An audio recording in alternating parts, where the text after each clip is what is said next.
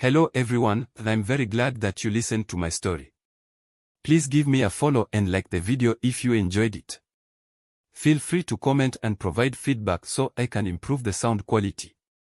Yes, we invite you to listen to part 3 of the series.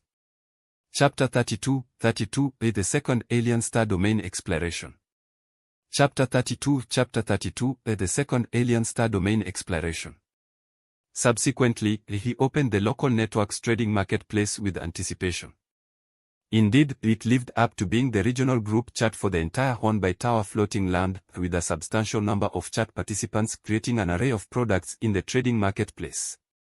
Minerals, genetic potions, military exoskeletons, first and second rank floating land origins, and even starry sea oddities were not few in number. After glancing around, Song-Chi found his eyes dazzled, as there were just too many items on offer, many of which he covetously eyed. Unfortunately, he didn't have much funds at hand and could only look on helplessly. There were many starry sea oddities listed, but they were uniformly white quality, with only a handful of blue oddities, which had rather underwhelming attributes, such as strange object, green barley tree. Quality, blue.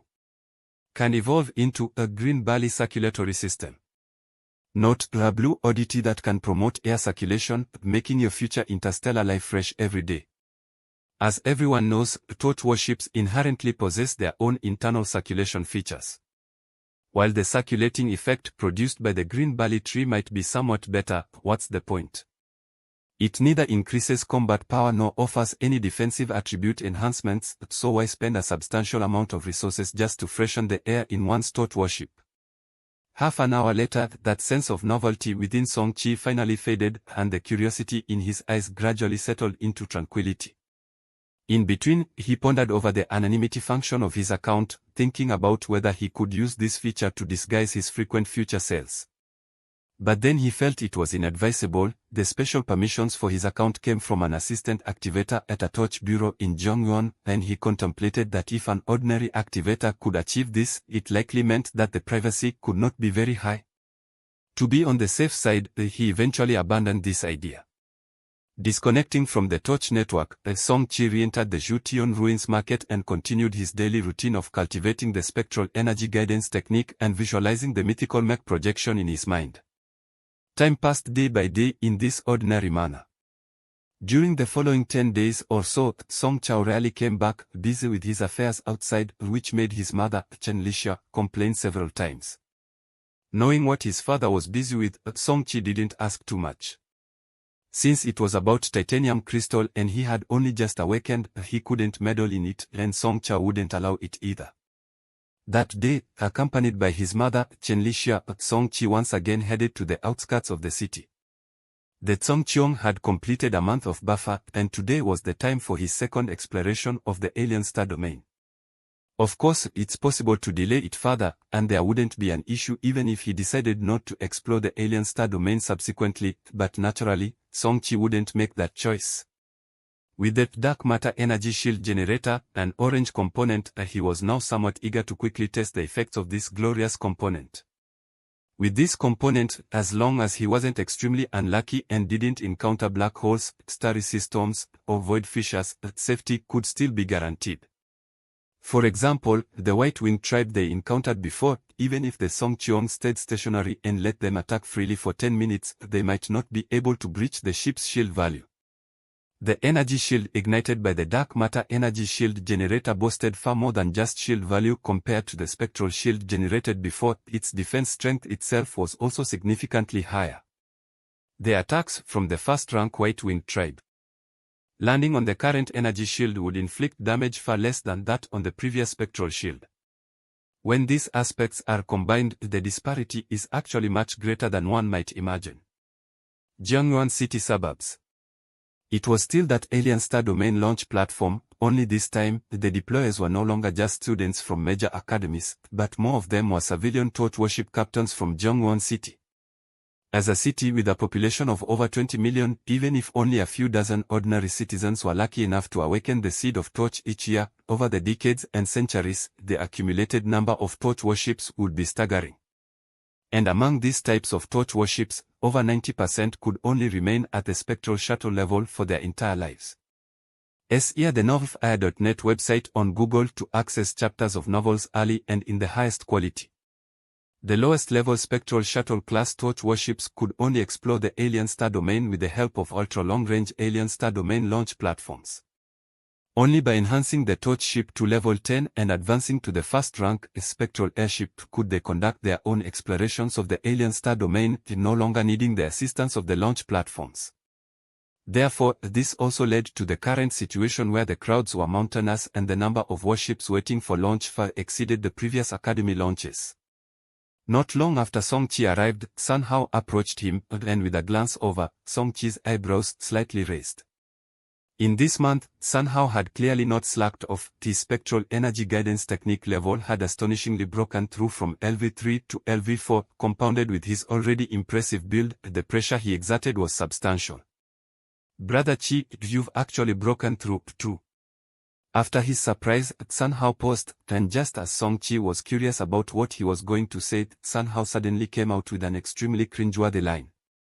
"Alas, having you, why need Leong?" Song-Chi's eye twitched, and for a moment, he didn't even know what to say. This guy always managed to pull off some flamboyant moves that completely didn't fit his burly frame.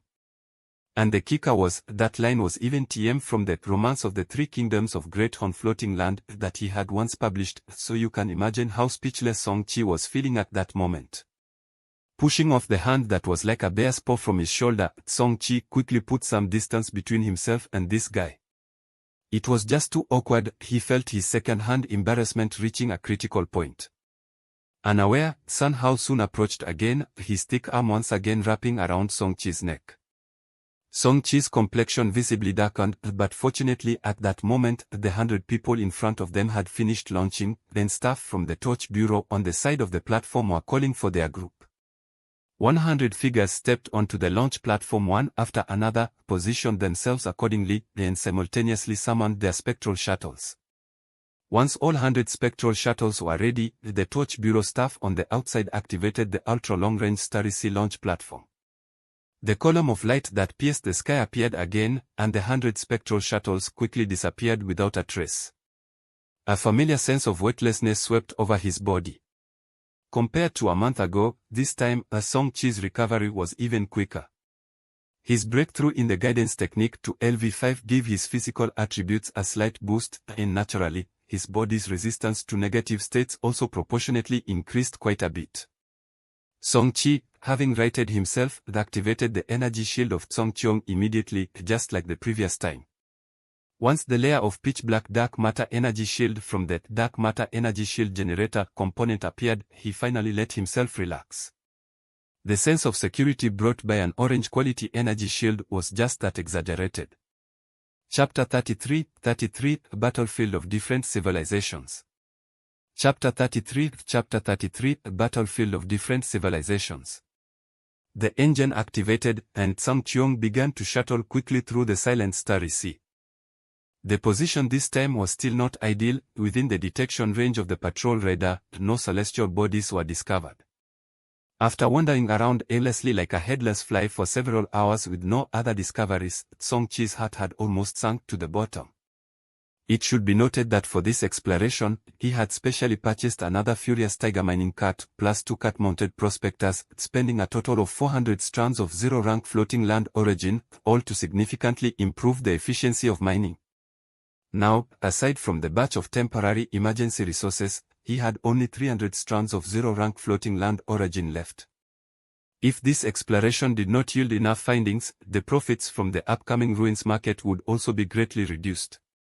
Just as he was feeling anxious, a sudden, urgent alarm sounded from the patrol radar.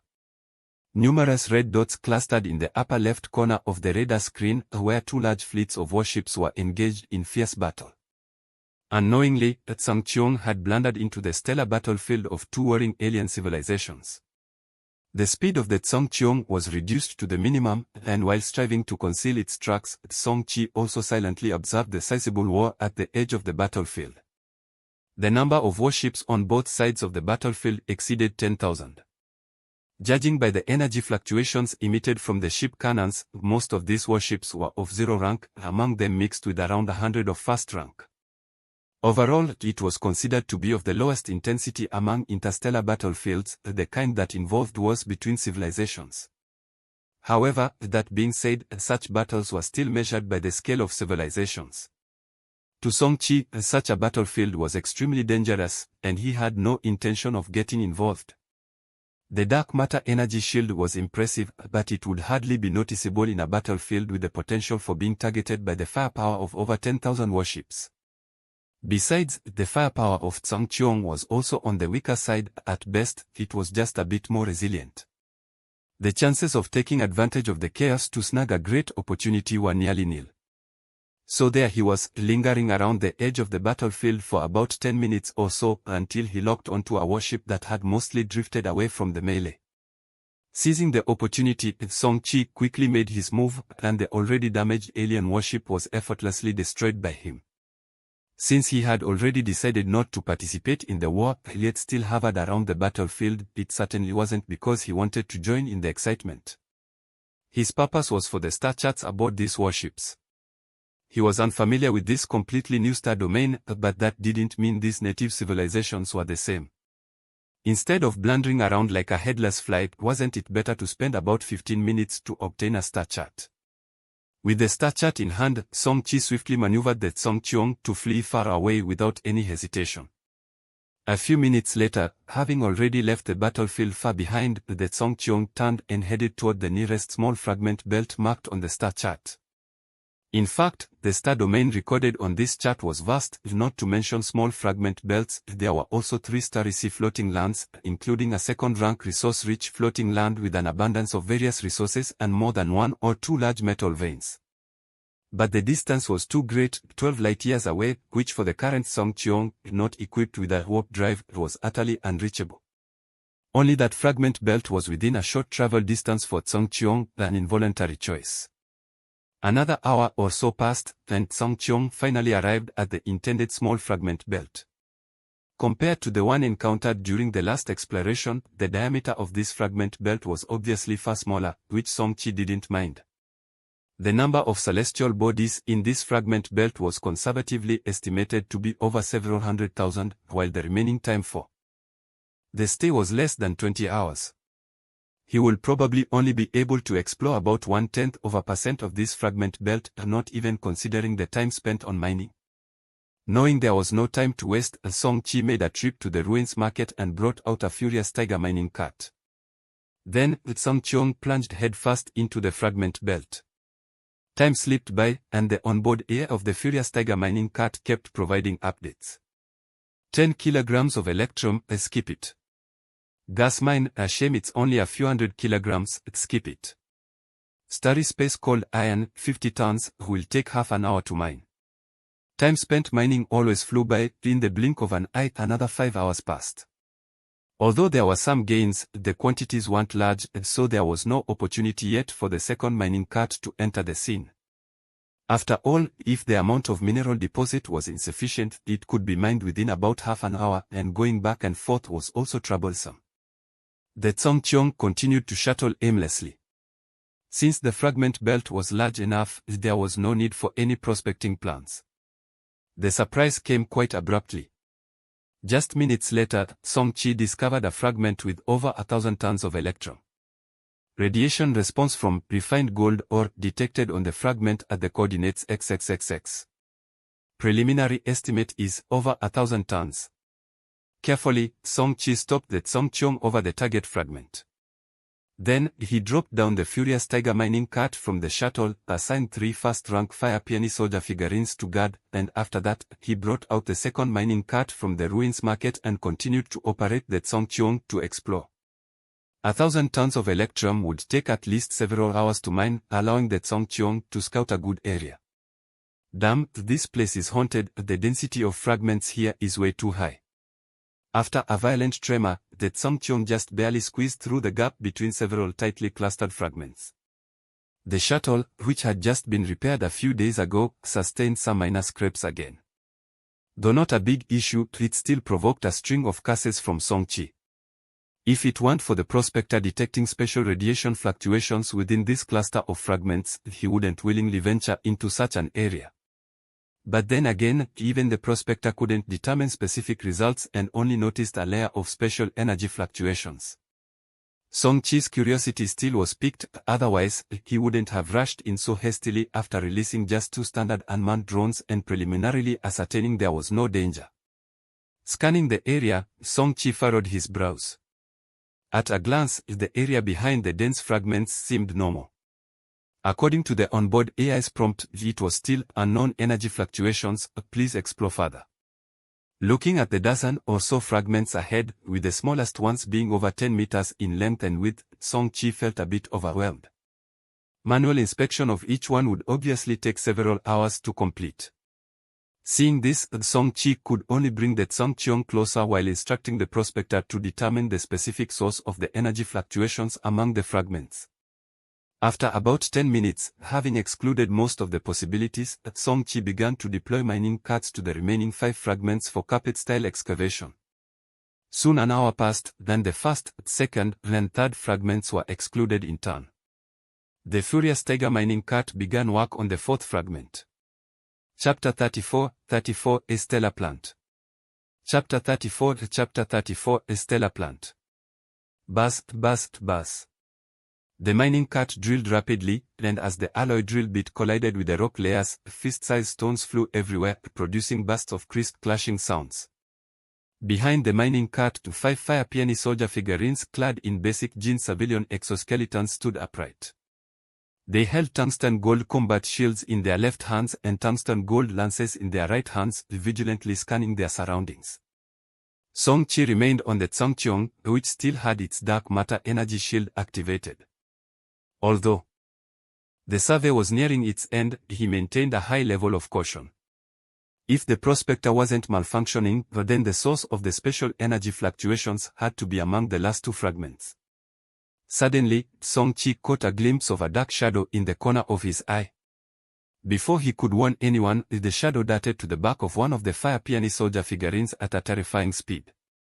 The fully armed Fire Peony soldier figurine didn't even have time to react before it was flung several meters away by the shadow, leaving a deep dent in its exoskeleton armor.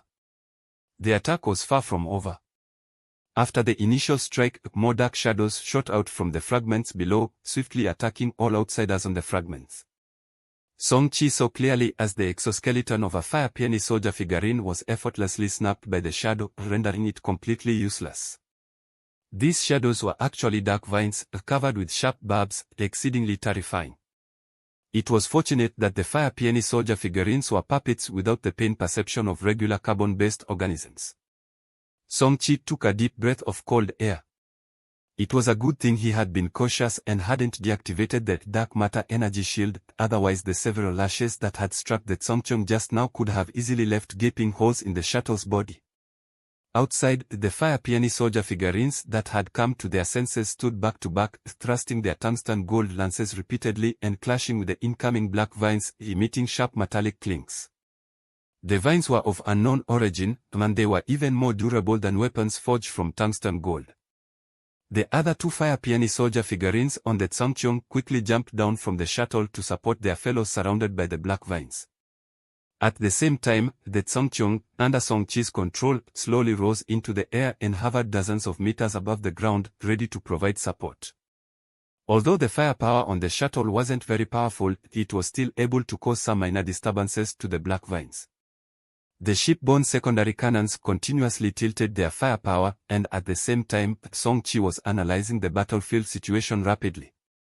Judging by the hardness and attack power exhibited by these black vines, they clearly possessed first-rank capabilities, and not just the initial stage of first rank that the Fire Peony soldier figurines had entered. There was a high probability that they were at the peak of the first rank. 10 minutes later, Song-Chi hypothesized that behind these numerous black vines, there was likely to be a single entity coordinating their actions.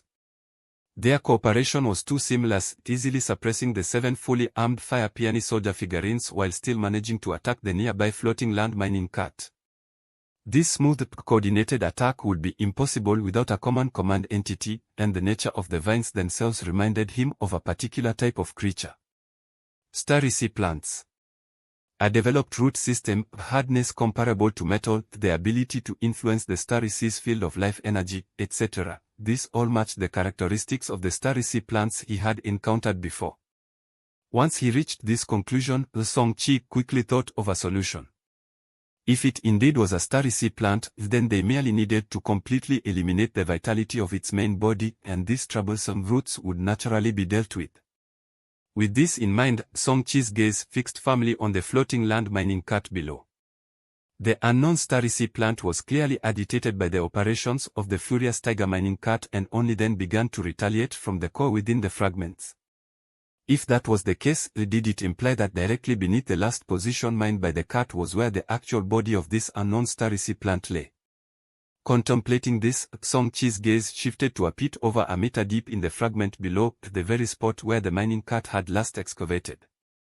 With the hypothesis in mind, Song-chi was not one to dawdle. He immediately sprang into action. The shipborne secondary cannons continued to assist the fire peony soldier figurines, but the body of the Song-cheong abruptly turned, its spectral main cannon aimed straight at the half-excavated rocky hollow. Ghost light converged, charging initiated. It seemed to sense the imminent threat, or perhaps it was startled by the energy fluctuations produced during the spectral main cannon's charging process. Regardless, the black tendrils that had been attacking the 7 fire peony soldier figurines suddenly split in half, with a portion rapidly advancing toward the Song-cheong above. The black tendrils were shockingly long, bristling with sharp barbs, and despite the Song-cheong being nearly 100 meters in the air, it still had not escaped their attack range. In less than 2 seconds, nearly 10 black vines had swept their way to the height of 100 meters. Snap! Snap! Snap! The black vines struck against the dark matter energy shield of the Song-cheong, causing the floating shuttle to shake. Undisturbed, Song-chi disregarded these strikes, maintaining the main cannon's charge. If it were a second-rank starry sea plant, he would have fled immediately, but a first-rank pinnacle was not a threat to the dark matter energy shield, at least not for a short period of time.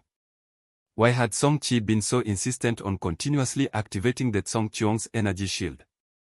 It was all to ensure his own safety. As an orange-quality energy shield, also enhanced to first rank, if it were so easily breached by a creature of the same rank from a different civilization, it would sorely lack the prestige expected of an orange glory quality component. 2 more seconds passed, and when the ball of ghost light at the main cannon's muzzle reached its peak convergence, it signaled the spectral main cannon's charging was complete. Beep.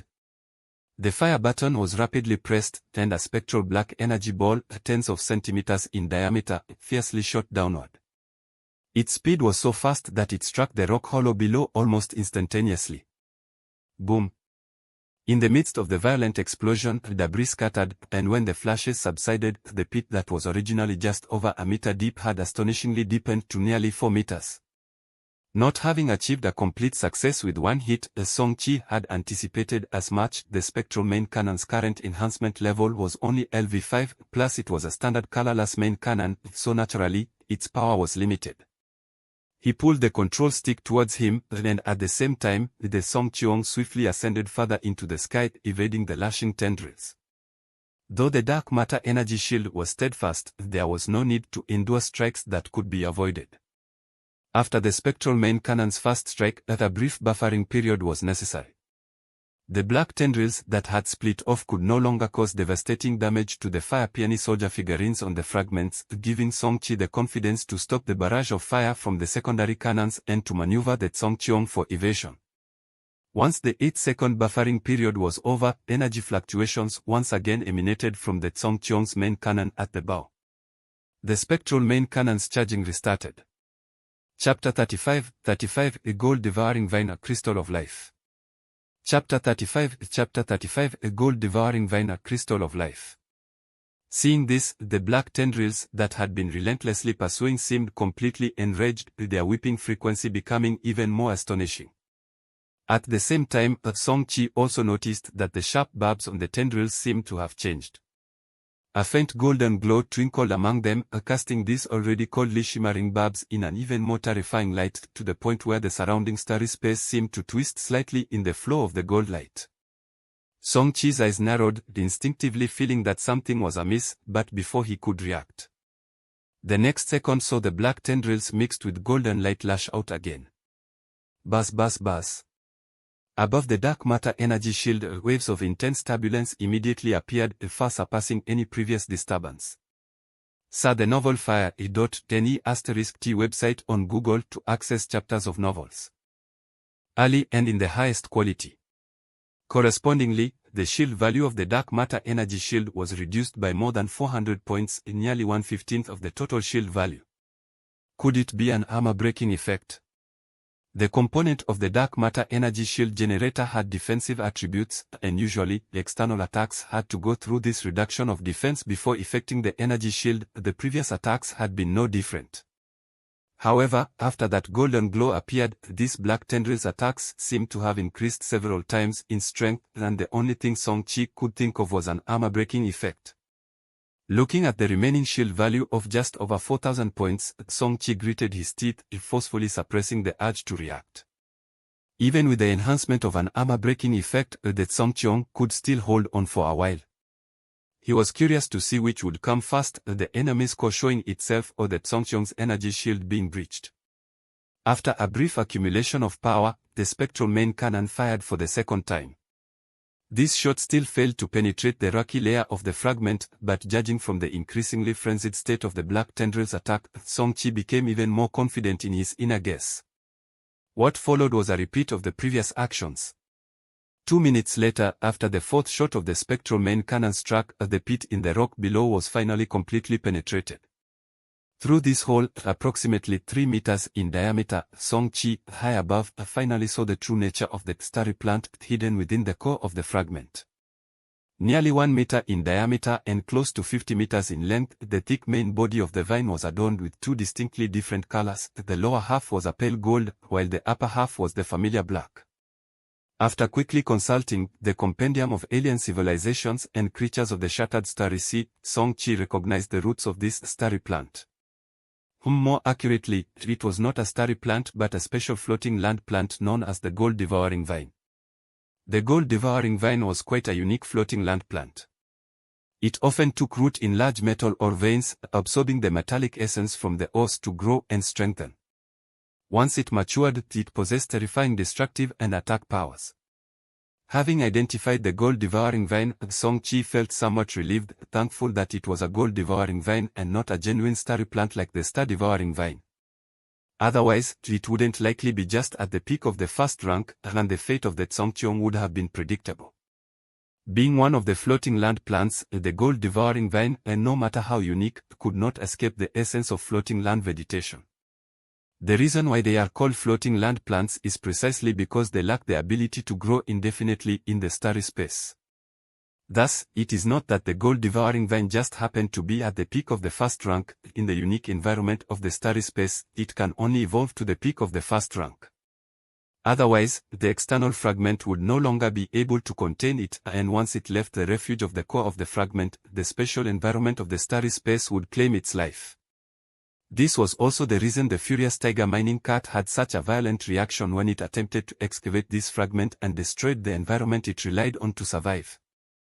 Having understood the specific situation, the subsequent response naturally became simpler.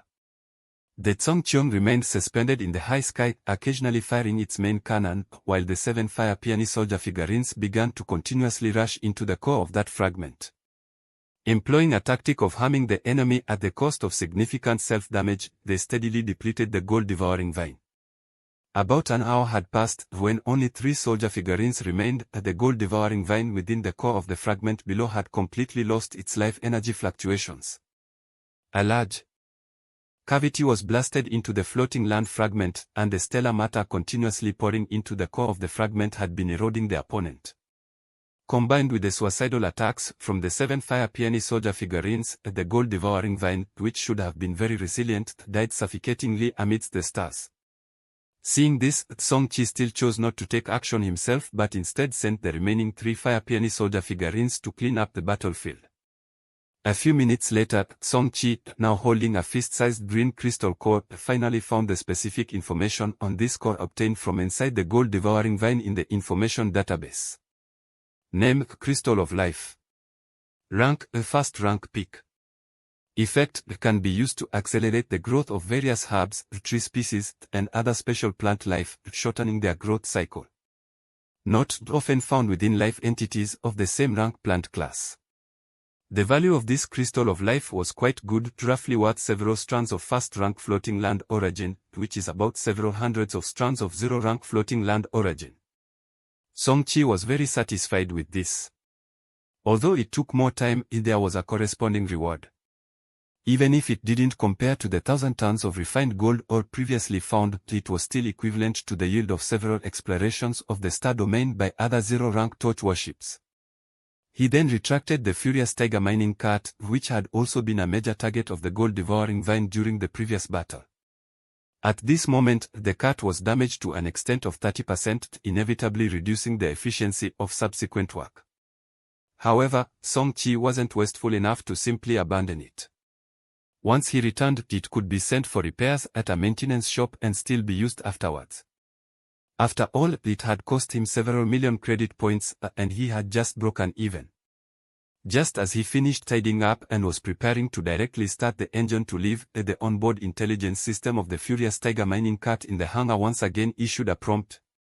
Radiation reaction of phantom crystal ore detected below, initially estimated to be over 100 tons.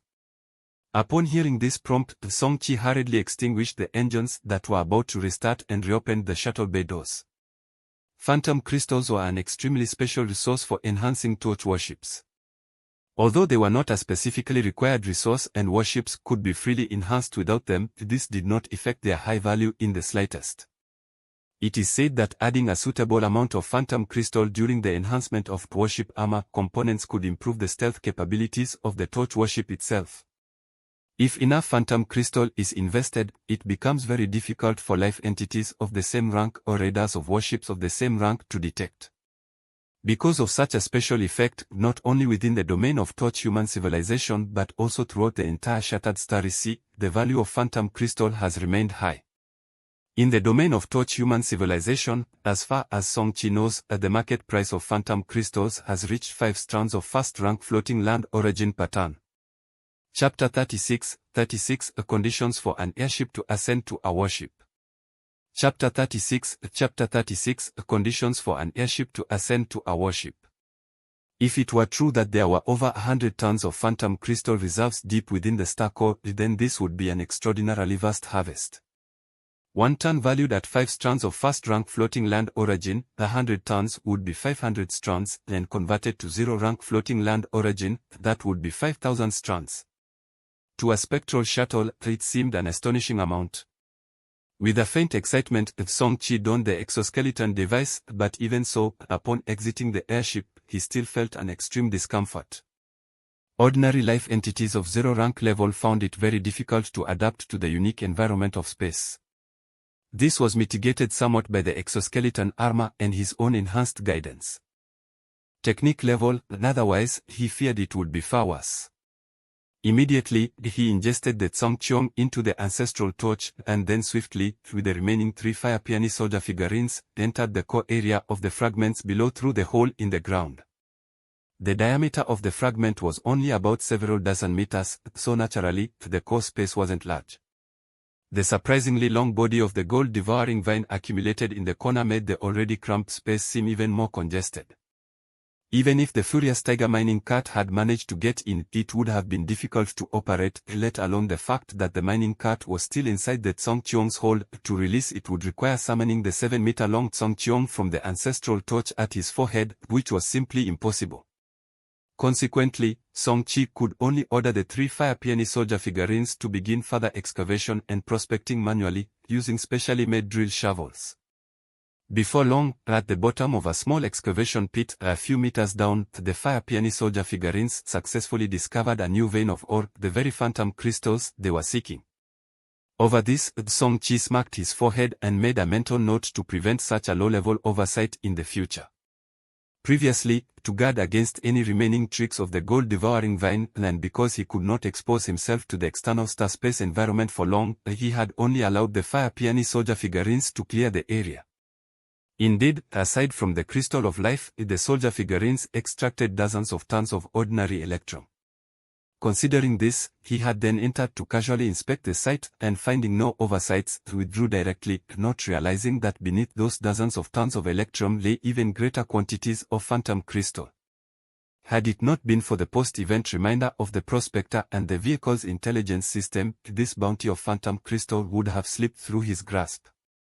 The subsequent arrangements were fairly straightforward. It was impossible to manually mine at least 100 and more tons of phantom crystal. Even by the return time point over a dozen hours later, it was unlikely that even half could be extracted. For this, Song-Chi had a solution. Without lingering in the core space, and after returning to the surface of the fragment with the 3 Fire Peony soldier figurines, he summoned the Song-Cheong and the Furious Tiger mining cart, then issued instructions to the vehicle's intelligence system to dig straight down. If the original core space of the fragment was not suitable for summoning the mining cart, then why not simply create a larger entrance from the surface and enter that way? Leaving the mining cart to work there, Song-Chi piloted the Song-Cheong on a trip back to the first Furious Tiger mining cart's location. Several hours had passed, and 1,000 tons of electrum had been mined. He transported the raw electrum ore to the ruins market in batches using the Song-Cheong and then returned along with the intact mining cart. The second mining cart was now significantly less efficient, and Song-Chi wasn't sure if it would finish extracting the phantom crystal before the return the next day. He felt switching to the undamaged cart would be safer. The next day, a half hour before returning, with the damaged mining cart that had roamed for over 10 hours and harvested minerals worth between 100 and 200 strands of zero-rank floating land origin, Song-Chi finally piloted the Song-Cheong back. Having mined all 112 tons of phantom crystal and deposited them in the Jution ruins market, he began to quietly await. An hour later, at the entrance of Dongjiang community, Song-Chi and Chen Lixia both got off their respective torch warships. At home, the Benting Type 3 car was currently being used by Song Chao, so even though it might seem a bit ostentatious, they had no choice but to drive their own torch warships back, as calling for another vehicle was too troublesome. Chen Lixia's flagship was a spectral airship named Dragonfly, which had been upgraded from a shuttle for several decades and now was stuck at level 19, just one step away from second rank. But don't think this small difference of just one level is insignificant. It's a huge gap that has thwarted the life ambition of numerous torch ship captains.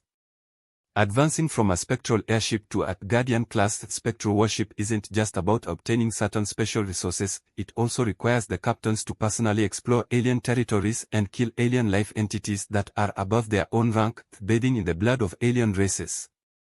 It is said that when an airship attempts to advance to a warship, the success rate is frighteningly low, initially only 1%, then by investing in certain rare enhancement resources, this success rate can be raised to around 10%.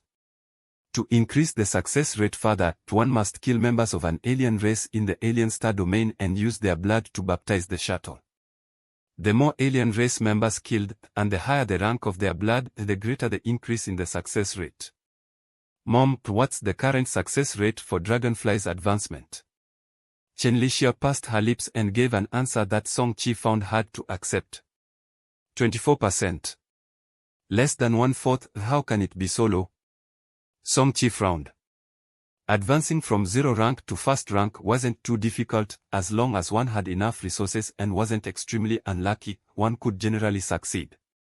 But it was different for advancing a spectral airship to a spectral warship. Once the advancement quest was initiated, there would only be 1 year of preparation time. In the year that followed, the captain would need to put in their utmost effort to increase this success rate, whether by investing rare resources or entering the alien star domain to hunt alien races. After a year, the airship would undertake its advancement attempt. Higher success rates meant greater chances of successfully advancing to a warship second rank, and vice versa. Chen Lixia had started her advancement quest 5 months ago, and nearly half of the year had already passed. Originally, he had thought that with his father's help, the rate should be raised to over 30% or even 40%, since his father's flagship had advanced to second rank over 10 years ago. But he never expected it would only be 24%. Chen Lixia gave her son a look. Do you think it's so simple for a spectral airship to advance to a spectral warship? If it were that easy to raise the success rate, do you think out of the over 20 million people in Jongwon City, with tens of thousands of registered torch worships, there would only be a few dozen at second rank? Song-chi was left speechless, but the worry in his eyes did not fade away.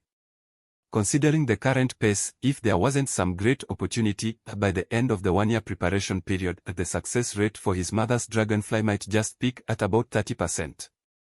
This success rate for an ordinary torch ship captain would already be considered very high, but Song-chi still couldn't accept it. Within the torch human civilization, it's common knowledge that each torch worship only gets one chance to advance, and there's no such thing as a second attempt after a failure. Once the advancement fails, the torch worship will be irretrievably lost. Search the novelfire.nt website on Google to access chapters of novels early and in the highest quality. Chapter 37, a torch seed recovery period. Chapter 37, a torch seed recovery period. Although the seed of torch within the body's ancestral torch does not extinguish following the sinking of a torch worship, it will fall into a weakened state that requires decades of buffer time for a complete recovery. Only after the recovery can one's body merge with another Scout-class shuttle and start anew from zero. My mom, Chen Lixia, is now 100 years old. Although she has undergone one transformation in her life level and reached the first rank, possessing a lifespan of 200 years, if we subtract the decades needed for the seed of torch to recover, the chances of her cultivating a new torch worship and having a second chance to strike at the second rank are virtually impossible. Without the enhancement of the ghost energy cultivation platform of LV19 in the Dragonfly, it's impossible for my mom's guidance technique to break through to LV20 in less than 100 years. Song-chi is only at LV5 of the guidance technique, and it would take him more than half a year to reach LV6, even with a 580% boost from the cultivation room. Without that boost, it would take at least 3 years to start, and that's just for LV5 to LV6, let alone after LV15. Not to mention, there is a solid bottleneck between LV19 and LV20. Without the help of a ghost energy cultivation platform, it's common to be stuck on that single level for hundreds of years. Thinking of this, Song-chi's mind couldn't stay calm as his previously good mood from the fruitful exploration of the alien star domain was shattered. Seeing him like this, Chen Lixia stroked Song-chi's cheek and said with a smile, "All right, I know my son cares about me the most. Your dad will find a way. He has been running around busily, he's probably working out a solution." At the mention of this, a gleam appeared in Song-chi's eyes. He was very clear about what his dad was investigating. Judging by how busy his dad had been for more than 10 days, the news about titanium crystal was probably not just an unfounded rumor. Given the preciousness of titanium crystal, if they could really get their hands on it, perhaps they could trade for something that would further increase the success rate of evolving the airship into a warship. With this thought, his mood lifted significantly. With his dad and Uncle Sean, both second-rank torch ship captains, working together, the odds of obtaining that titanium crystal should be quite high. However, Song-chi was still worried. Given the strategic value of titanium crystal, if the news was contained within Jongwon City it would be fine, but once it spread, just relying on 2 second-rank torch ship captains might not be enough. With this concern in mind, he clenched his fists tightly, his desire to increase his own power growing ever more urgent. As for the Dinghai Song family he had heard about from his dad not long ago, how reliable and powerful they truly were remained unclear. To place his hopes on these elusive words was something Song-chi could by no means do. Rather than depend on others, he preferred to trust in himself. Glancing around, he let his mother go ahead home while he circled the city center several times and made some minor alterations to his appearance. Once he was sure nobody was paying attention to him, he quickly headed toward Zhang Yuan's black market. The electrum in his possession needed to be disposed of quickly. As for the smaller loose items, they would naturally be sold later as part of his regular spoils of exploration, which should fetch at least an extra 15% of money. And those 110 tons of phantom crystal. Sorry, but as a rare resource with many uses for himself, hoarding it for his own use is naturally the better choice in terms of cost effectiveness. Renting a large resource transport vehicle, he sold off 1,000 tons of raw electrum ore in one trip. After finishing in the black market, Song-chi didn't linger. He had to use the money from the electrum to purchase more goods. Buying directly from the black market would mean paying significantly more than from regular channels. The ultra-long-distance space gate random deployment platform in the ruins market would be ready the day after tomorrow. That would be his chance to initiate a second round of trading in the ruins market. With 19 special gates, more members of the alien race would enter the market. If he didn't seize this opportunity to stock up and later sell at a high price to make a huge profit, he would feel like he was letting himself down. After all, it was a chance that came only once every 30 days. The 3,000 plus strands of zero-rank floating land origin he earned last time were gone in a flash, all invested in the Zhongqiong. This time, he must earn even more. East Jongyuan Torch Mechanical Store, legal machinery shop. As a regular customer of the store, the young lady at the counter and Song-chi had become quite acquainted. The moment Song-chi entered, she greeted him with a smile. "Welcome, do you have a good haul from your exploration this time?" Song-chi smiled and summoned the Zhongqiong to hand over all the assorted minerals to the Eagle Machinery Shop. Perhaps due to having one previous experience, the Eagle Machinery Shop still offered 80% of the market price for the goods. Of course, Song-chi had to spend this money in the Eagle Machinery Shop or else the transaction would be void. Not in a hurry to pick out goods, Song-chi fished in his clothes and took out the crystal of life from the gold-devouring vine. A crystal of life nurtured by a first-rank peak gold-devouring vine, do you accept it? The reason he took out the crystal of life here was because the Eagle Machinery Shop had also been selling genetic potions all along. And the primary material needed for the production and blending of genetic potions was Heavenly Star Grass. For that reason, the output of Heavenly Star Grass also determined the production quantity of genetic potions for all forces involved in the business each year. Consequently, a crystal of life that could shorten the growth cycle of plant-based life forms was always a top-ranking item on the list of goods that potion manufacturers sought to acquire. The clerk's eyes brightened as she quickly nodded. "Of course, we accept. A crystal of life of first-rank peak energy level has a market price of 30 strands of first-rank floating land origin. Our purchase price here is 32 strands. What do you think?" Song-chi was quite satisfied with this price. However, before he could nod his agreement, the girl in front of him spoke up again. "Is this also obtained from your exploration in the alien star domain this time?" Song-chi just smiled and remained silent, giving no response. Seeing that he didn't wish to say more, the clever and articulate clerk smoothly changed the subject. "I don't know if you have the remnant body of that gold-devouring vine. If you do, plus this crystal of life, our Eagle Machinery Shop is willing to offer 35 strands of first-rank floating land origin together for purchase." Song-chi let out a quiet laugh internally, a bit puzzled. He'd never heard of a gold-devouring vine that lost its vitality still holding value. If it were a space plant, its remaining body might have significant research value, but for a floating land plant like this, shouldn't it be common after losing the crystal of life? How so? Does the vine body of the gold-devouring vine have other uses? Song-chi casually asked a question, and unsurprisingly, the other party just smiled and shook her head without giving an answer. He didn't mind either. Why would someone reveal a secret to him? See thnovelfire.nt website on Google to access chapters of novels early and in the highest quality.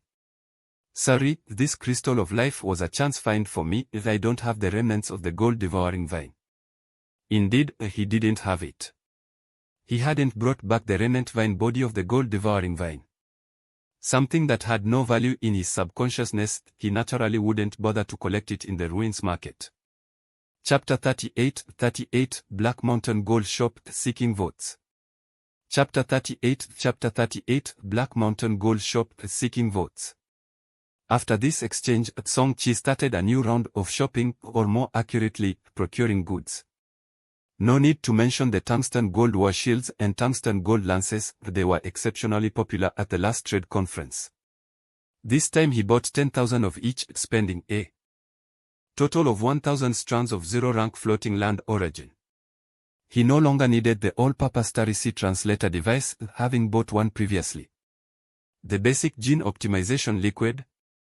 He took 1,000 vials of that too, using another 1,000 strands of zero-rank floating land origin, plus he took 10 vials of the intermediate gene optimization liquid, costing him 100 strands of zero-rank floating land origin. He didn't buy any life cores this time. At the last ruins market transaction, he found that the currency these zero-rank aliens used for trading was primarily life cores. Once the trade conference ended, most of the resources he had earned were these things, so there was no need to stockpile them in advance. Besides this, he also bought 5 sets of basic model civilian exoskeletons, each equipped with 10 durable batteries, which would be enough for several months of overuse, costing him 110 strands of zero-rank floating land origin. This exoskeleton equipment was mainly for testing. After all, it's quite a complex mechanical creation. Without mastering the usage techniques, it would not only fail to augment one's abilities but could also hinder their movement. Whether or not it would be popular still needed to be tested based on the specifics of subsequent transactions. All of the above cost him a total of 2,210 strands of zero-rank floating land origin. Considering the funds left over from the last ruins marketplace exchange and the gains from his exploration of the alien star domain, he was now completely out of resources. Even the floating land origin he acquired from selling Electrum on the black market had all been spent in this Eagle machinery store. Of course, he hadn't touched the 32 strands of first-rank floating land origin that he had exchanged for the peak first-rank gold devouring vines crystal of life, planning to save it for later to enhance the dark matter energy shield generator. As a generic enhancement resource for first-rank torch warships like the Spectral airship, first-rank floating land origin is considered a relatively common resource but still far exceeds the value of zero-rank floating land origin. Don't be fooled by the official exchange rate set by the Chengxing Principality of 1 to 10, such resources often have no set market price. Only in the various black markets is there a stable sale of first-rank floating land origins, with exchange rates usually at 1 to 14, 1 to 15, and there have even been transactions at the extremely high rate of 1 to 20 in some individual black markets. And in this Eagle machinery store, the price given by the counterpart was also 1 to 10, so Songqi naturally would not make a losing deal.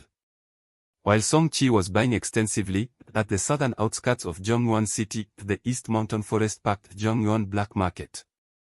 Haitian Gold Store is a shop on the periphery of the black market that specializes in purchasing all kinds of metal and mineral resources. The shop buys these unmarketable, full-category mineral resources at 65% of the market price and then transfers them to large machinery stores through special channels at 75% of the market price. Relying on this 10% margin, a Haitian Gold Store's annual income is quite substantial. The main reason is the large volume. With a population of over 20 million in Zhongyuan City and tens of thousands of torch warships, plus the private goods diverted by the basic employees of the floating land mining companies each month, the amount of mineral resources flowing into the black market every year is extremely astonishing. Even for Haitian Gold Store, just an outer periphery purchasing store of the black market, the annual profit is extremely lucrative. Of course, the main reason is the strong backing of Haitian Gold Store.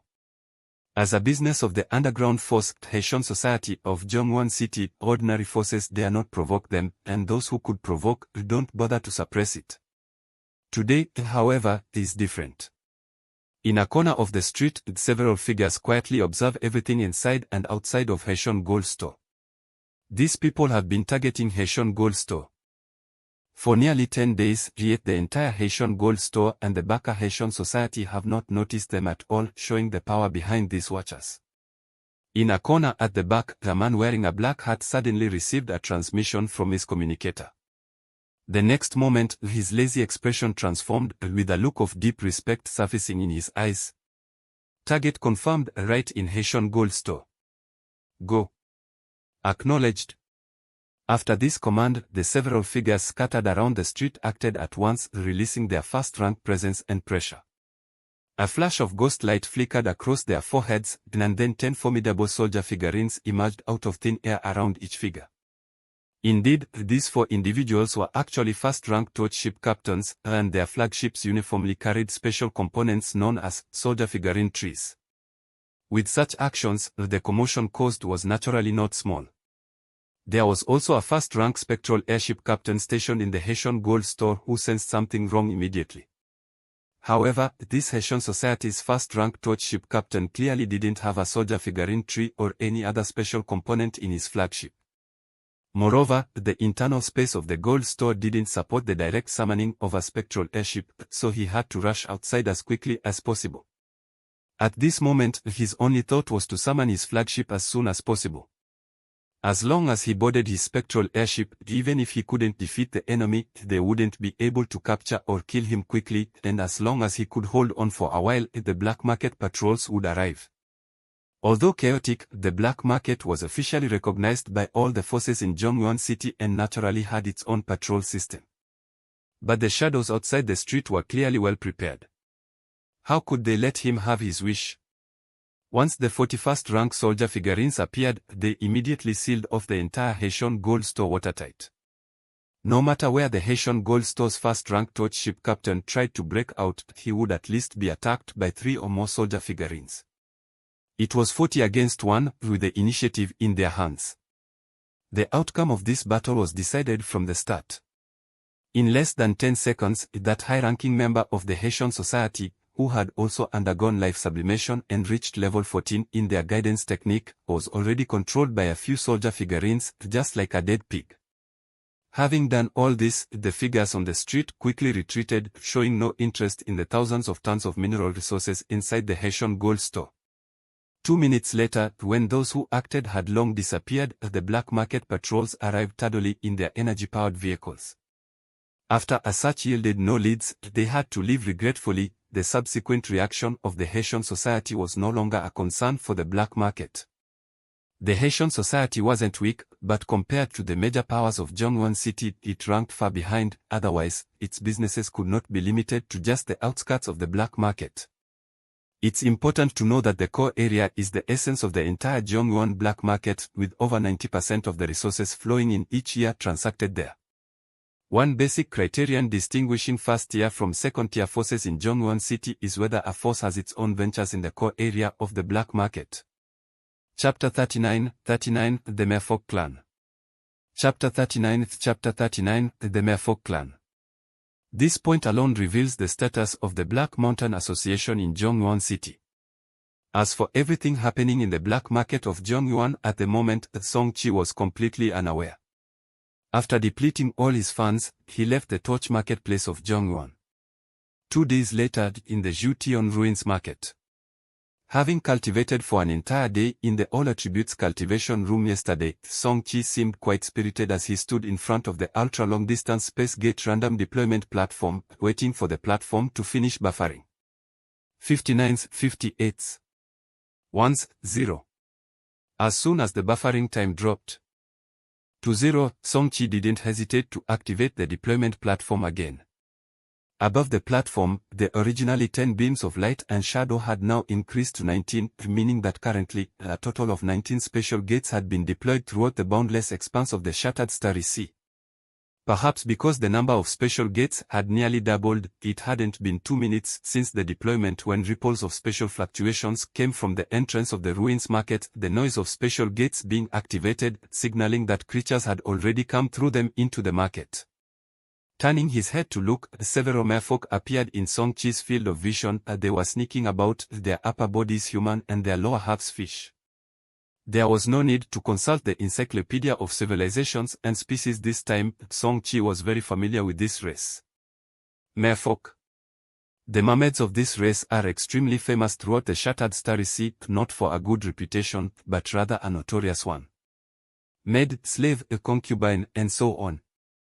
Of course, the merfolk entering the market now were ordinary merfolk, not the extremely rare mermaids. Nevertheless, Song-Chi was still quite curious. Merfolk were a rare sight in the starry sea. Only in those floating lands where the water area occupies more than half of the land is it possible for such a race to emerge. After entering the ruins market, these merfolk looked around curiously.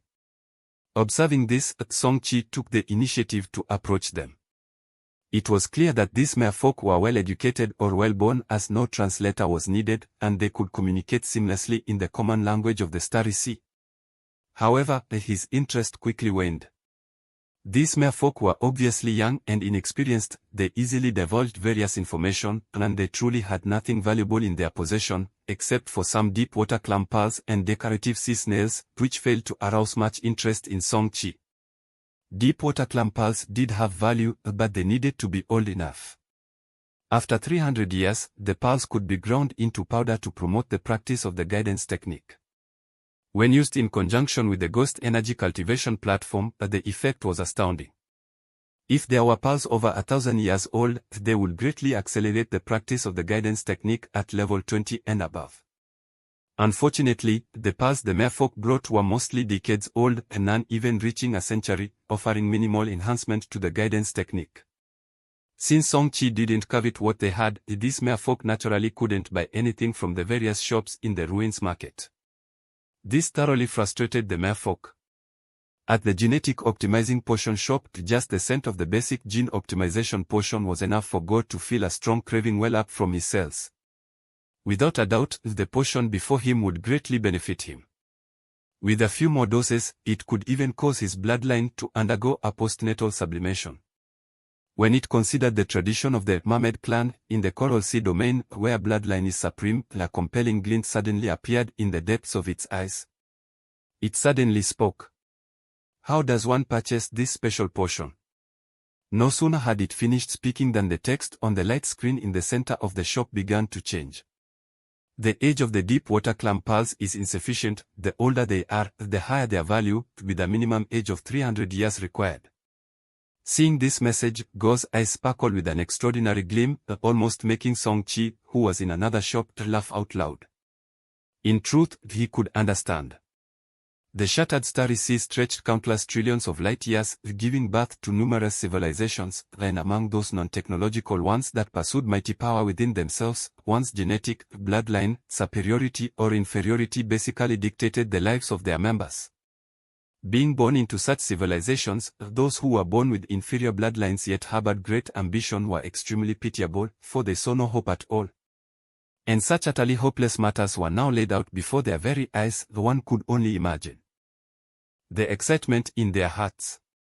Watching the male mermaid quietly head towards the entrance of the ruins market, Song Chi's eyes shone with anticipation, wondering if the other party would bring him any unexpected surprises.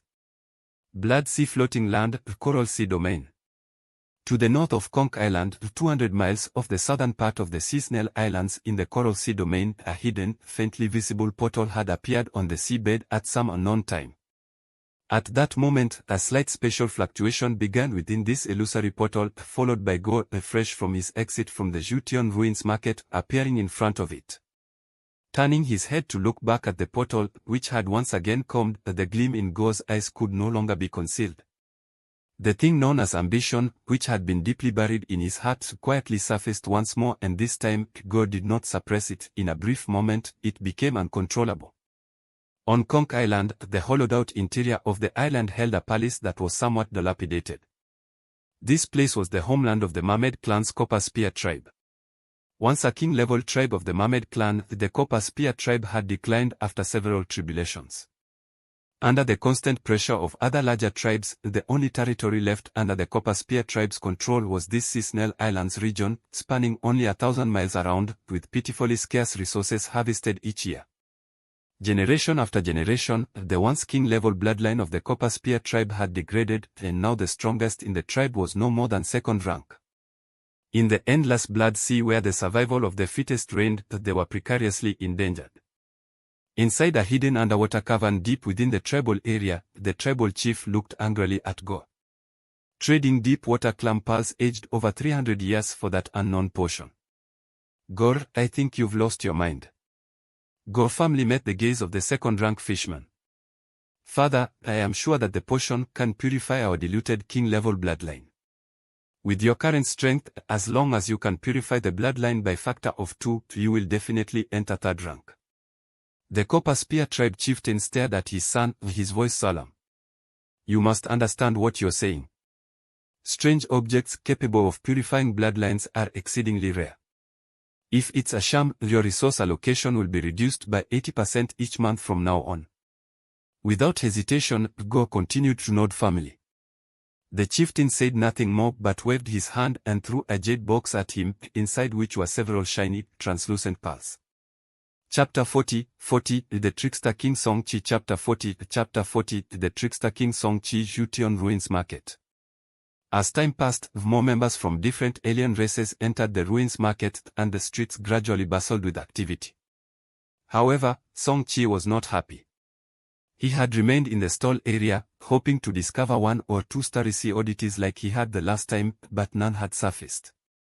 As for the commodities in the stores, which were all sold at 5 times the purchase price, though they were still extremely popular, these were already within his expected income and not at all surprising.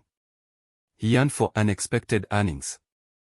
Just then, his eyes brightened, and he fixed his gaze toward the entrance of the ruins market. With intense excitement and anticipation, Go returned to the ruins market, its objective very clear, bypassing the overcrowded freely set up stalls and heading straight for the store selling gene optimization potions.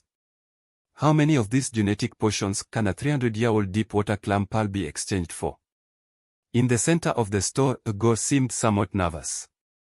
The Copper Go tribe had long declined, and even with his father being the tribe's leader, a second-rank mammoth, the deep-water clam pearls over 300 years old that he could bring out numbered no more than 6. Naturally, the more genetic potions he could exchange them for, the better. In the free stall area, Song Chi's figure remained motionless, yet his spiritual focus had already shifted to the genetic potion store. After pondering for a moment, he gave a price. One 300-year-old deep-water clam pearl can be exchanged for 3 genetic potions. According to the prices in Chenxing Principality, the 300-year-old deep-water pearl could sell for more than 200,000 credit points, while 3 basic gene potions cost 30,000 credit points. He would be earning a profit margin of more than 6 times, which wasn't even considered excessive, was it? Gore, of course, did not know Song Chi's thoughts.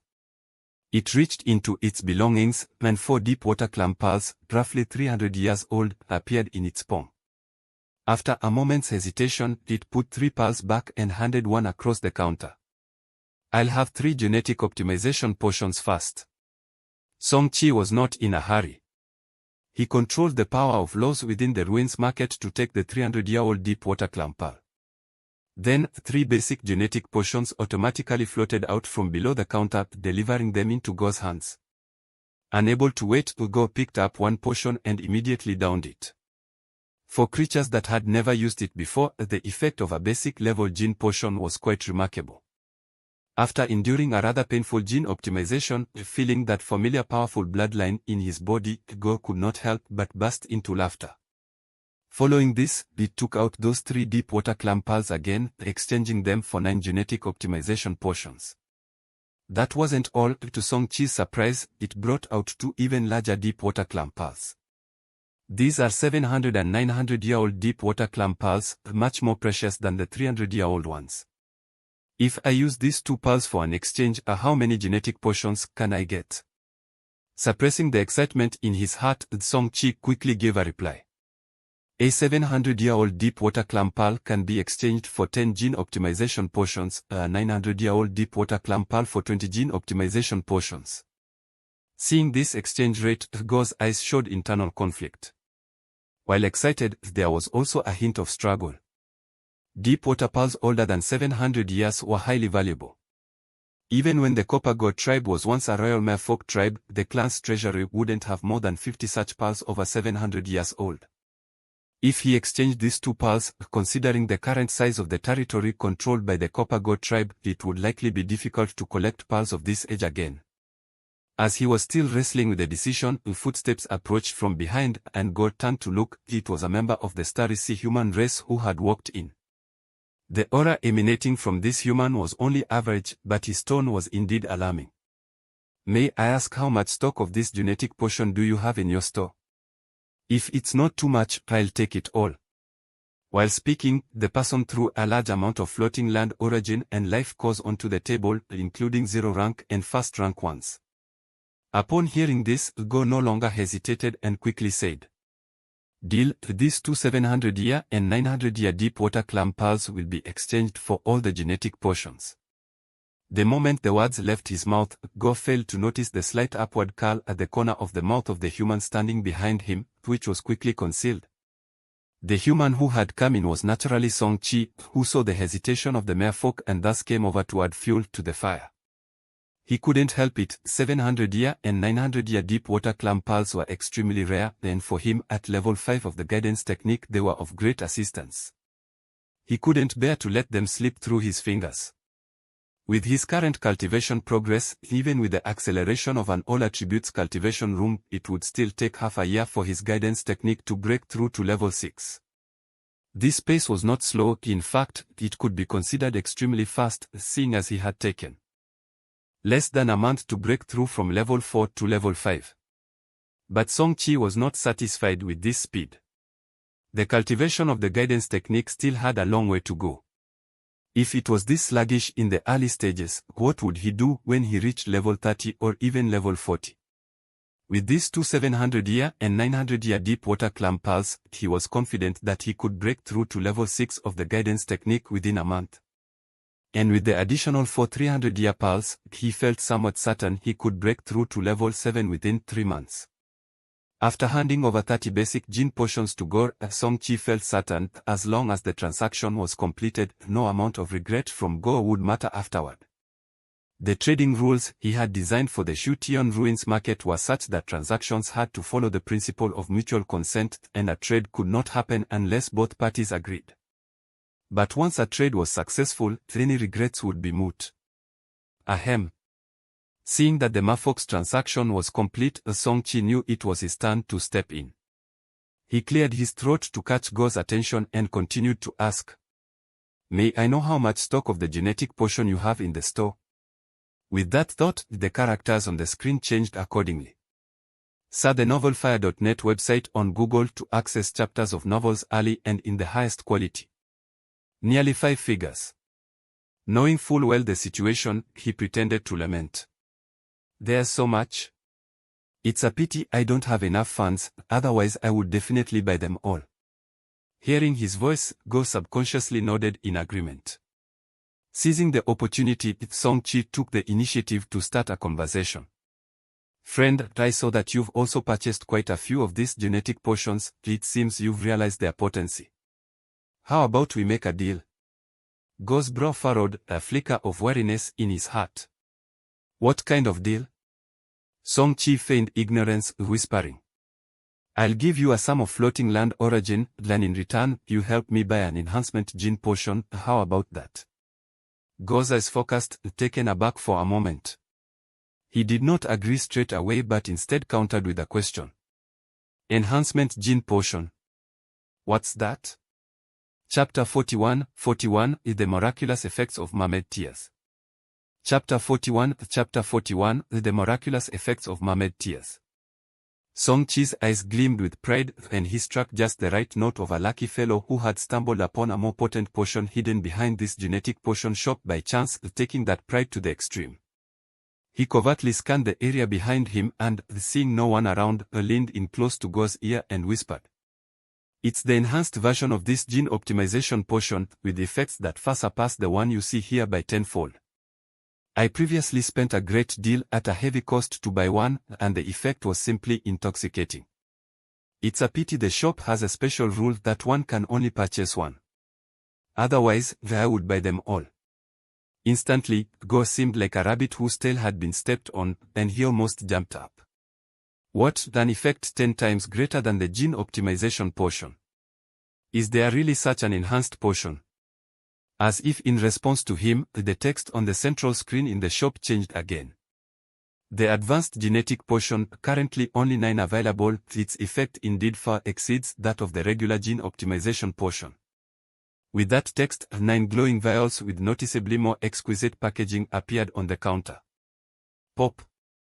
One of the 9 blue vials was opened slightly, and immediately a faint scent of the potion wafted out. Although it was resealed in an instant, the mere whiff of it made Go feel as if every cell in his body was cheering, and his already once augmented bloodline genes showed faint signs of reviving again. Instinctively, Go knew that this advanced type of gene optimization potion could greatly elevate his bloodline. Merely 1 vial might.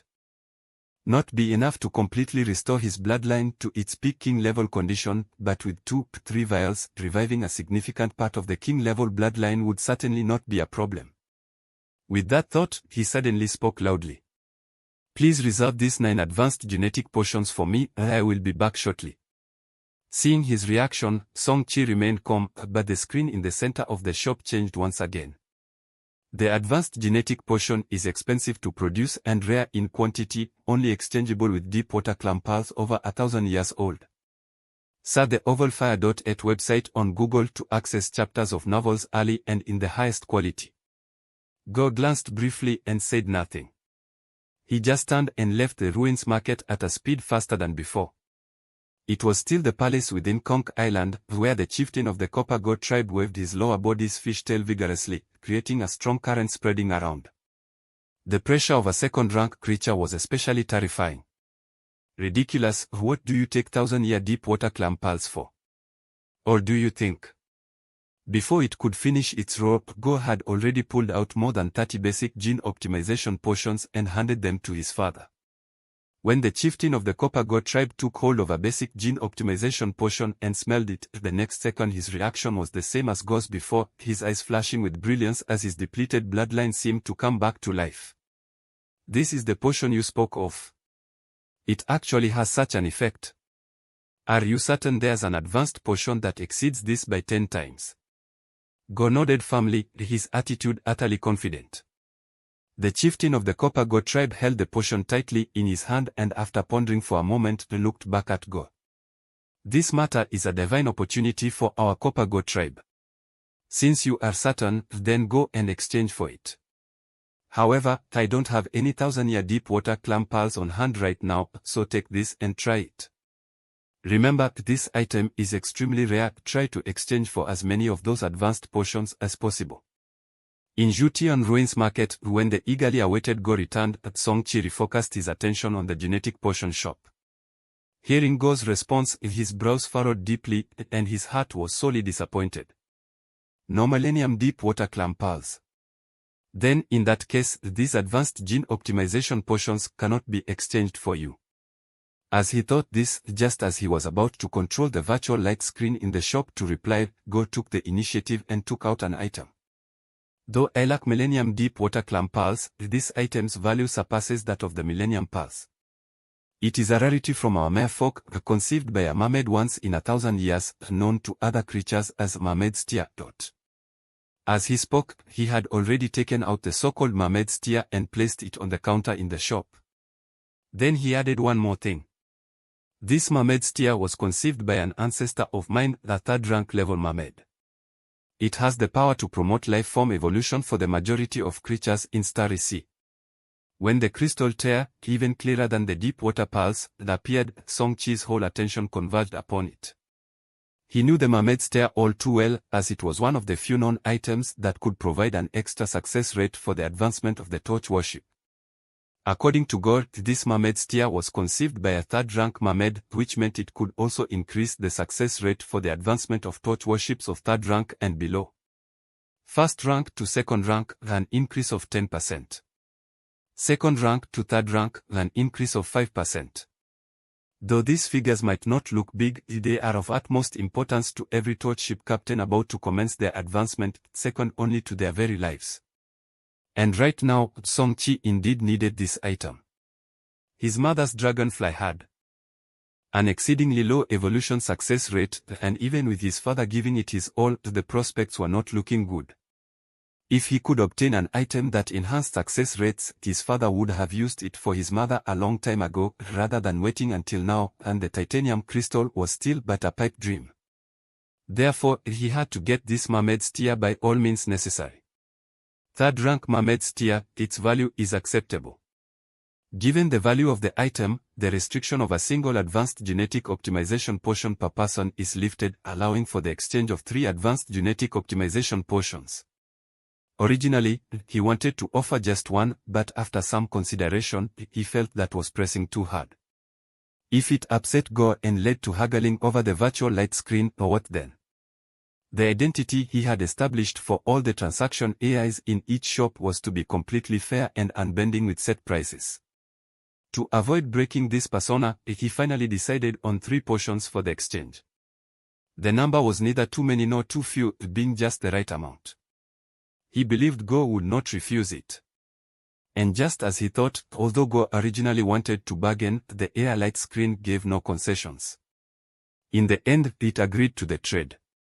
With the 3 intermediate gene optimization portions delivered into Go's hands, Song-Chi likewise obtained the mermaid's tear, barely able to contain his joy.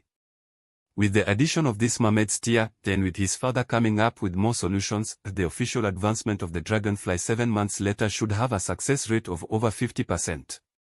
Although still not very safe, it was much higher than 24%. Furthermore, if he could eventually get his hands on that titanium crystal, there should still be a significant increase.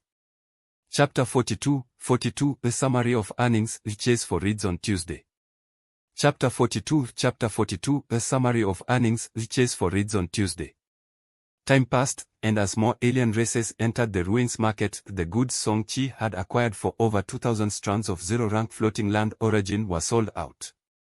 1 basic gene optimization portion per strand of zero-rank floating land origin, he sold it for 5 strands.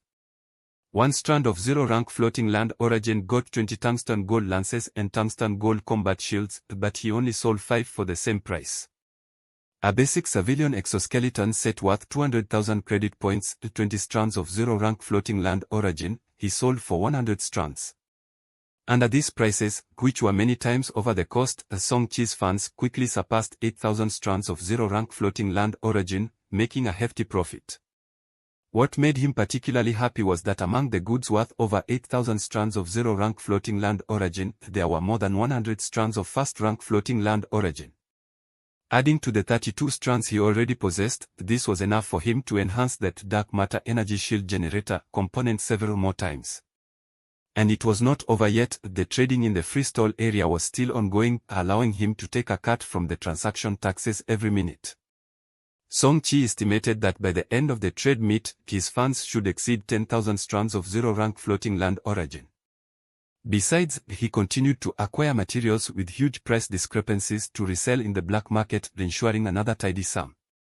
The only disappointment was that even though he was constantly monitoring every stall in the stall area, he still couldn't find another Starry Sea oddity.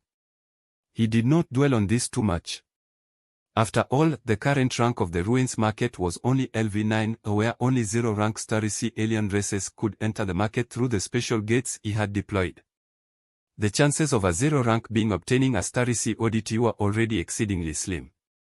Realizing this, he stopped deliberately seeking Starry Sea oddities.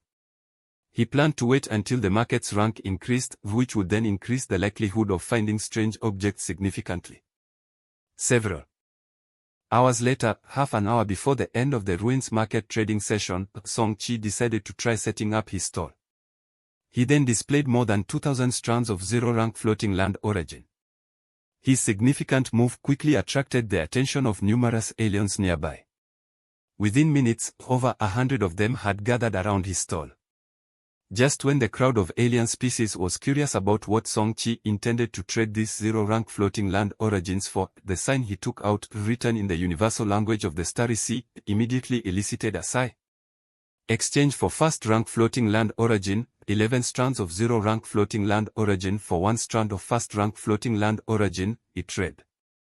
When they realized he wanted to exchange for first-rank floating land origin, more than half of the gathered aliens dispersed immediately.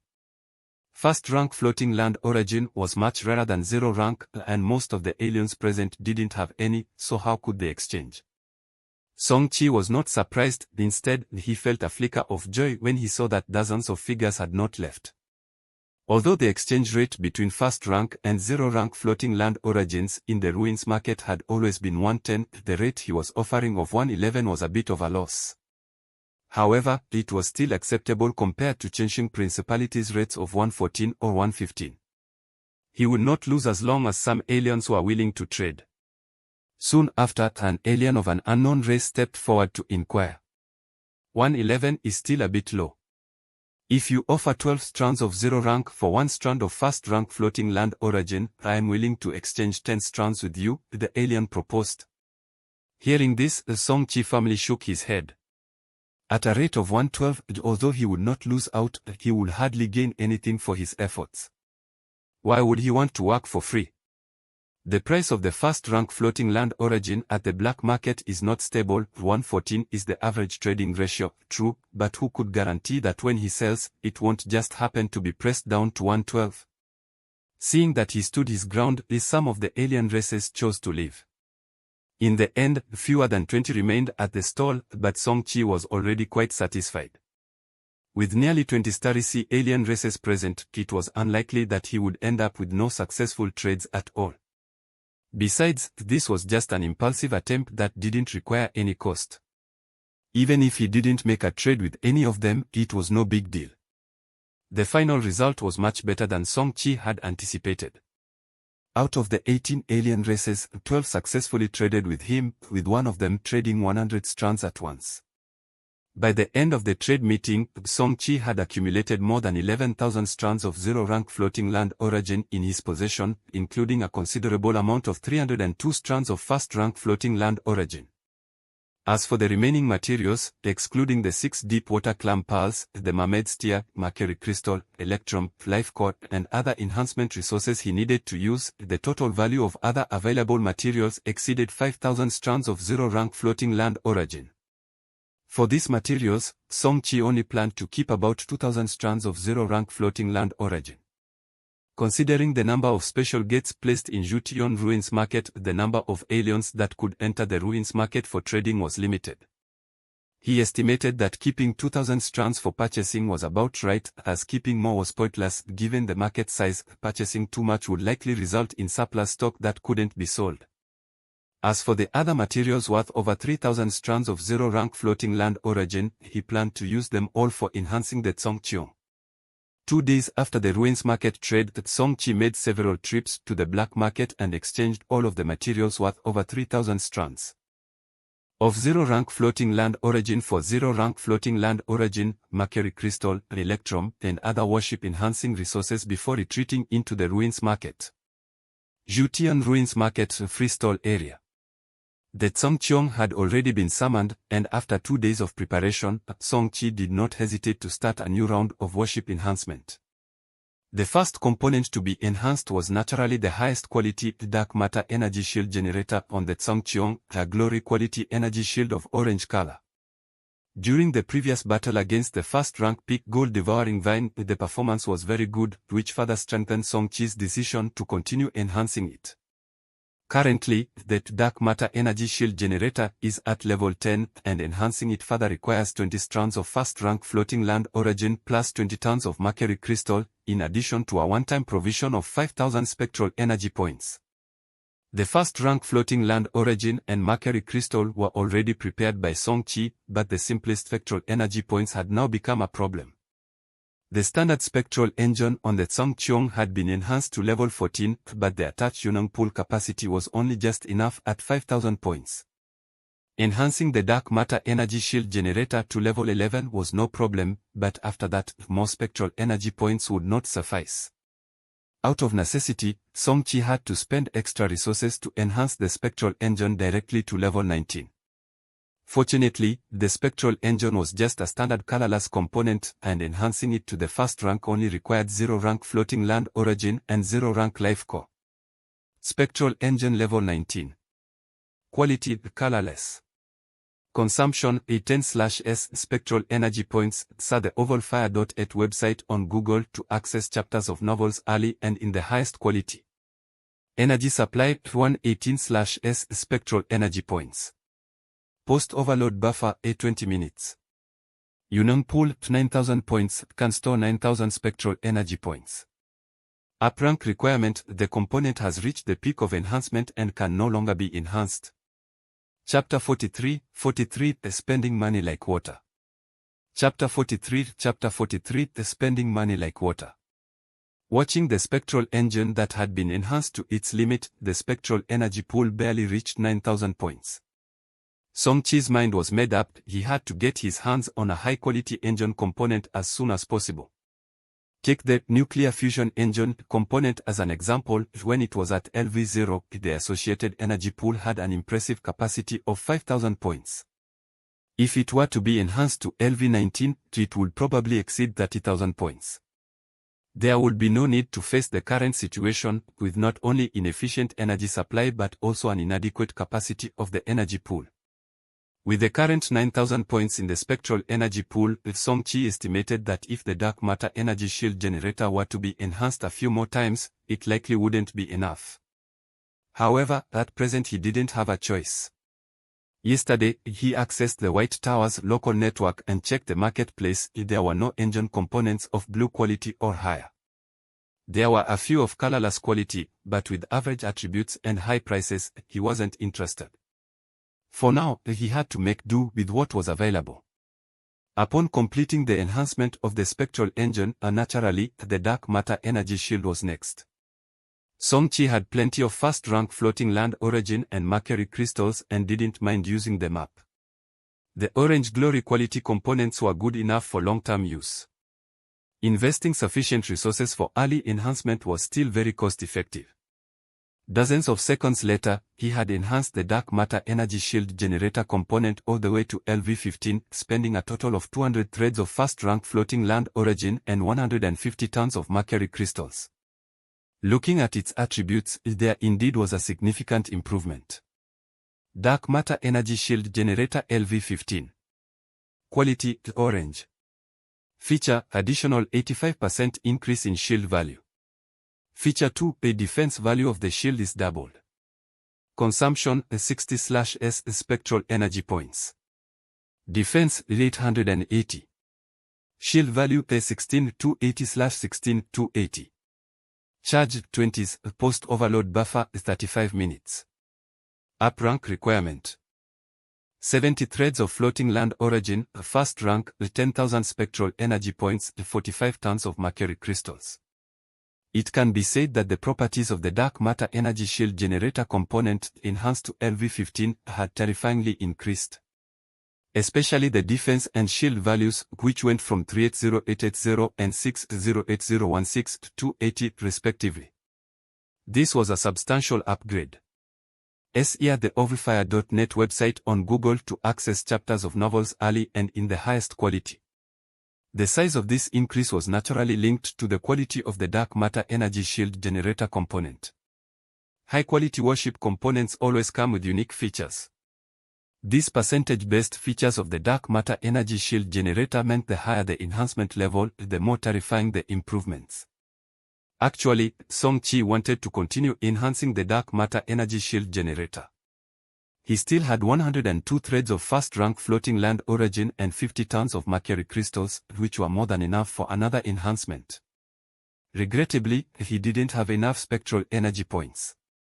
Enhancing the dark matter energy shield generator from LV15 to LV16 required 10,000 spectral energy points, but he currently had only 9,000 points in the spectral energy pool. With no other option, Song-Chi could only shift his focus to the Fire Peony Soldier figurine tree component. This component, besides the dark matter energy shield generator and the gold rock ship armor, was the only one on the Tsongcheong that could utilize fast-rank floating land origin. He wasn't planning on enhancing the gold rock ship armor, so he naturally turned his attention to the Fire Peony Soldier figurine tree. In the end, he spent 90 threads of fast-rank floating land origin and also enhanced the Fire Peony Soldier figurine tree component to LV15. Fire Peony Soldier figurine tree LV15. Quality colorless. Consumption 200 per unit in spectral energy points. Effect Fire Peony Soldier effigy summons 10 level LV15 Fire Peony Soldier figurines. As long as the figurines are not destroyed, they can remain indefinitely, but if they perish, it will take 24 hours before they could be summoned again. Up rank requirement 30 strands of fast rank floating land origin, 4,000 spectral energy points. By now, Song-Chi had only the last 12 strands of fast-rank floating land origin left in his hand. It was impossible to enhance any other fast-rank components in the short term. After completing the enhancement of the two components with the highest quality on the Tsongcheong, Song-Chi shifted his focus onto the White Torch warship body component. Although this component did not directly increase the shuttle's attack or defense, it determined the number of special component slots on a torch warship and the level cap of the spectral energy cultivation platform. Of course, the spectral energy cultivation platform was of little importance to Song-chi, but the special component slots were something he could never have too many of, even though, apart from the Fire Peony Soldier effigy tree, there were no other special components currently on the Songcheong. Still, who knows what the future could bring. It was good to enhance in advance and keep additional special component slots ready.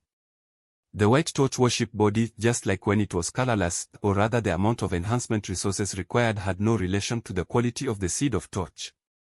From LV0-LV1, it only needed 5 strands of 0-rank floating land origin plus 200 spectral energy points. LV1-LV2, 10 strands of 0-rank floating land origin plus 400 spectral energy points. LV2-LV3, 15 strands of 0-rank floating land origin plus 600 spectral energy points. And so on. In the end, Song-chi spent 225 strands of 0-rank floating land origin, upgrading the White Torch warship body from LV0 to LV9. He could have directly upgraded the Torch warship body, that is, the seed of Torch, to LV10 or above, but after some consideration, he decided not to do so.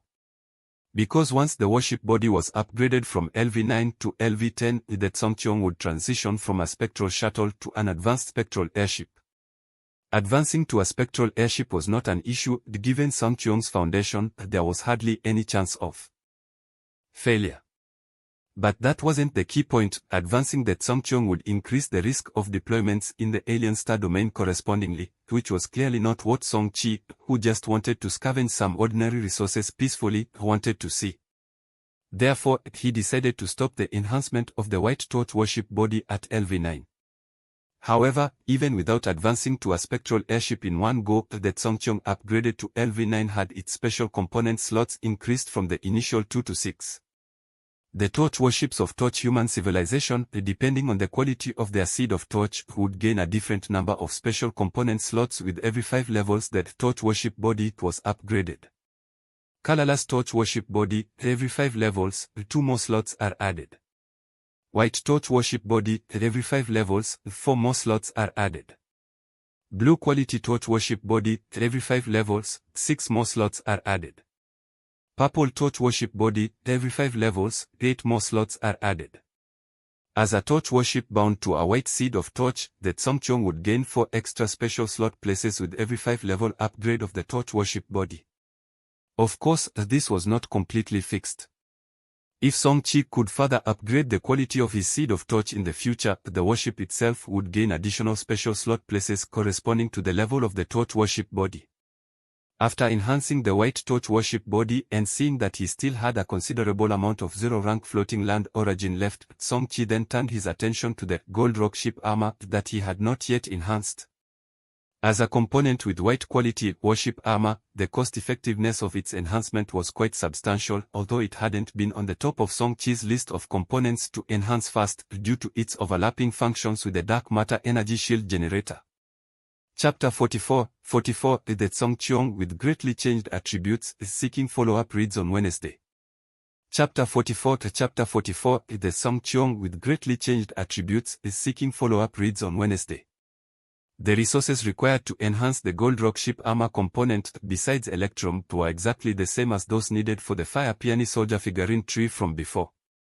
At last, Song-chi spent 295 strands of 0-rank floating land origin and 81 tons of Electrum to enhance the Gold Rock ship armor all the way to LV10. In addition, during the enhancement process, he added 2 tons of Phantom Crystal at every level, using up a total of 20 tons. These Phantom Crystals were obtained from the previous slaying of the Gold Devouring Vine, initially amounting to 110 tons, leaving 90 tons remaining after the enhancement. After adding these Phantom Crystals, the subsequent Songcheong's warship armor would carry a certain degree of invisibility, making it harder to be detected and tracked by alien species in the alien star domain. The reason why he didn't use all the crystals was naturally because the quality of the Gold Rock ship armor was too low. Given the white quality of the ship armor, it wouldn't be long before Song-chi would replace it, so there was no need to use all of the Phantom Crystals on it. Gold Rock ship armor LV10. Quality white. Consumption 10/S defense 230. Up rank requirement 10 strands of floating land origin, first rank 2000 energy points, 20 tons of Electrum. Having enhanced the gold rock ship armor and seeing that there was still some enhancement resources left over, he also enhanced both the Spectral main cannon and the patrol radar to LV-10. Spectral main cannon LV-10. Quality colorless. Consumption 40 per shot spectral energy points. Might E99. Charge force buffer is access the novair.net website on Google to access chapters of novels early and in the highest quality. Up rank requirement 100 strands of floating land origin, 0 rank, 1600 spectral energy points. Patrol radar LV-10. Quality colorless. Consumption 5/s spectral energy points. Detection range 1 light minute. Precision 30. Advanced requirement 140 strands of floating land origin, 0 rank, 2000 spectral energy points. After enhancing these two standard components to this point, they were essentially at their peak. Song Chi did not plan to expend more resources on these two any further since they were soon to be replaced. Currently, they were just serving as a transition. Assessing the remaining funds in hand, besides the 2000 strands of zero-rank floating land origin set aside in advance, as well as 6 deep-water clam pearls and the third-rank mermaid's tear, there were only a few leftover miscellaneous resources unused. Thinking back to the grand feeling of having over 10,000 strands of zero-rank floating land origin at hand not even an hour ago, it wasn't long before nearly 10,000 strands of these resources were completely depleted. Song Chi couldn't help but feel somewhat emotional. The speed of advancement for the Torch human civilization's Torch worship system was indeed extremely fast, but this was undoubtedly built upon the premise of consuming massive amounts of resources. The entire Torch human civilization was like a gargantuan gold-devouring beast, incessantly seizing vast resources from the shattered starry sea every moment. Of course, this was not exclusive to Torch human civilization. In the shattered starry sea, which middle and high-level civilization wasn't the same. After his contemplation, Song Chi willed it, and immediately the entire properties of Song Cheong appeared before his eyes. After more than a month of strengthening and up-ranking, Song Cheong had undergone tremendous changes in its overall attributes compared to when it was first integrated. Name: Song Cheong. Model: Torch Spectral Shuttle. Level: LV9. Base components: White Torch Worship Body LV9, Spectral Main Cannon LV10, Spectral Secondary Cannon LV0, Gold Rock Worship Armor LV10, Spectral Engine LV19, Dark Matter Energy Shield Generator LV15, Patrolling Radar LV10, Spectral Cultivation Room LV0, August 8. Additional components: Fire Peony Soldier Figurine Tree LV15, 1/6. Spectral Energy Pool 9000/9000. Materials: First rank floating land origin 12 strands, 0 rank floating land origin 2215 strands, mercury crystal 50 tons, 300-year-old deep water clam pearls 3 pieces. After closing the properties panel of Song Cheong, Song Chi took out a 300-year-old deep water clam pearl.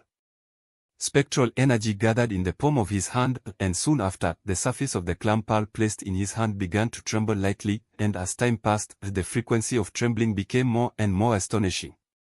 To the eye, it seemed as if it would burst apart in the next moment.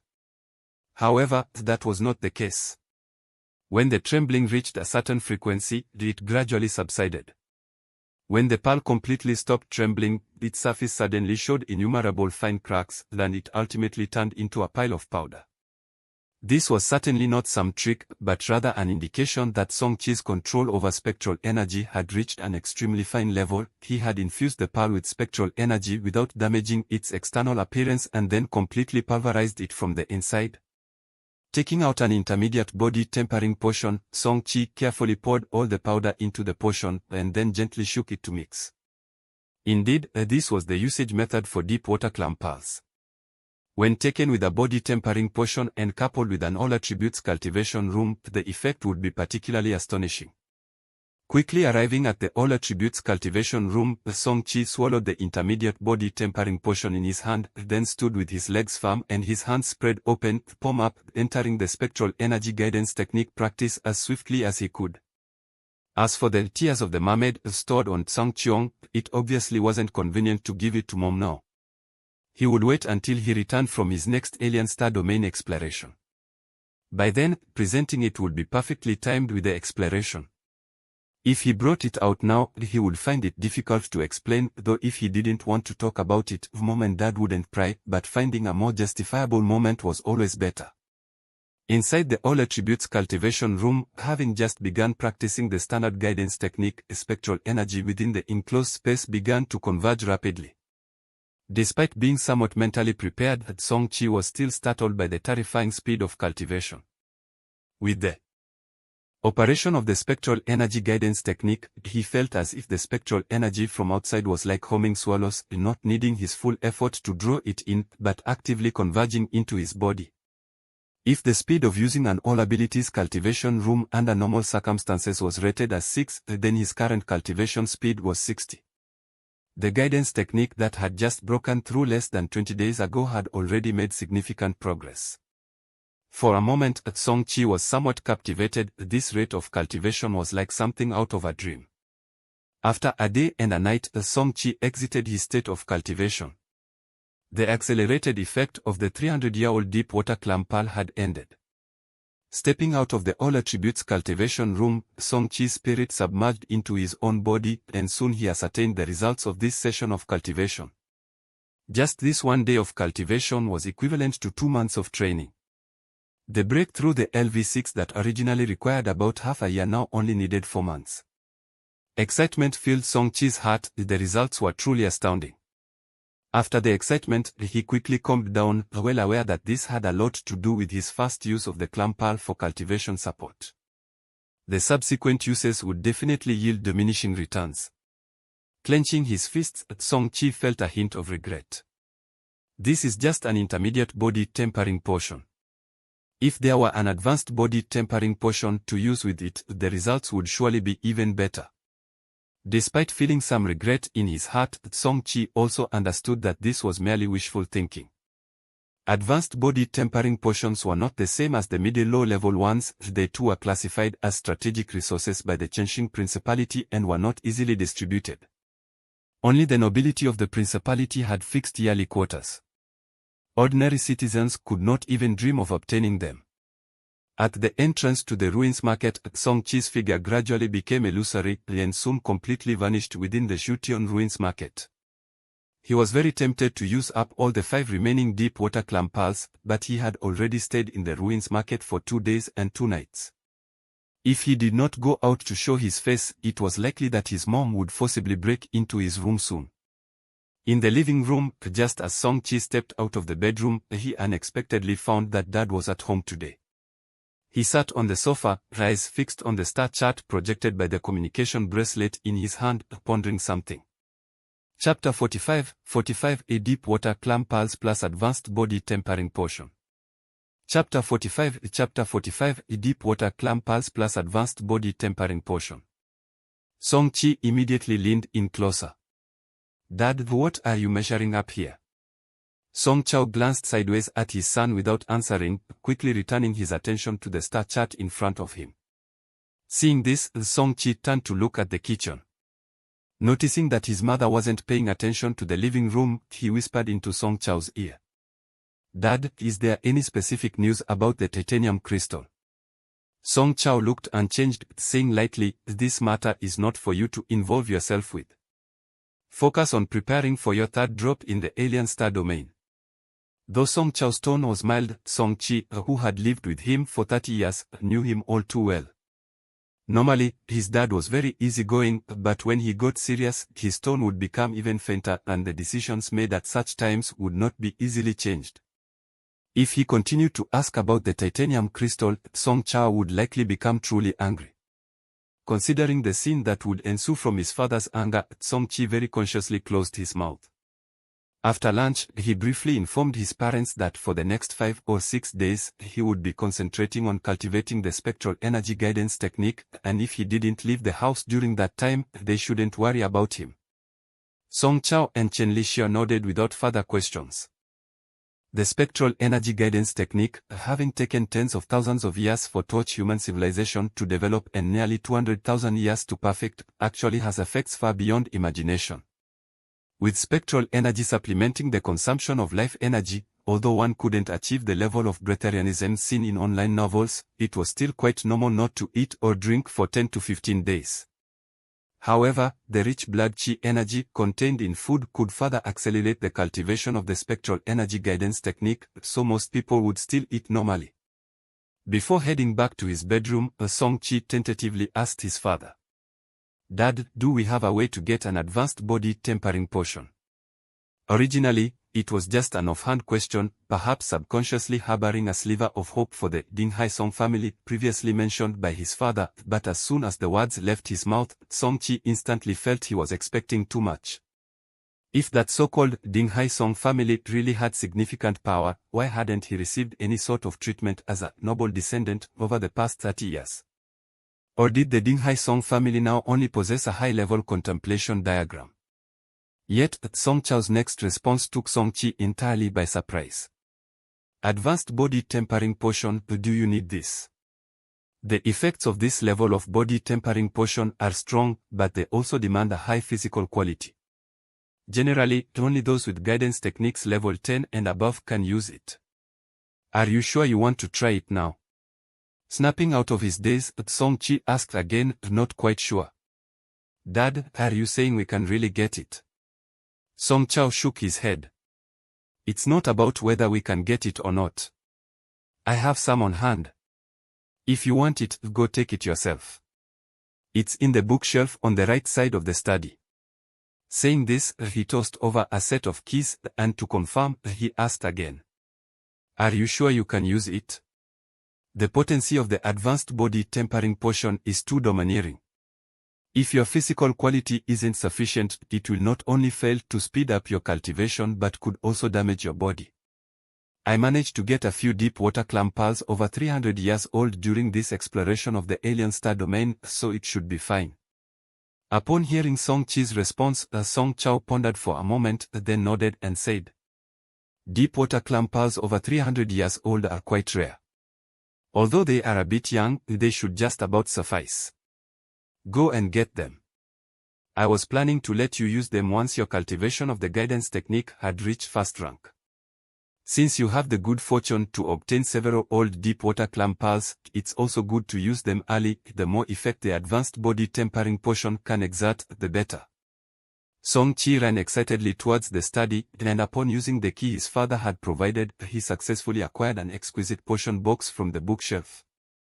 Inside the box were only 3 potions, their labels and colors around the edges clearly indicating they were indeed advanced body tempering potions.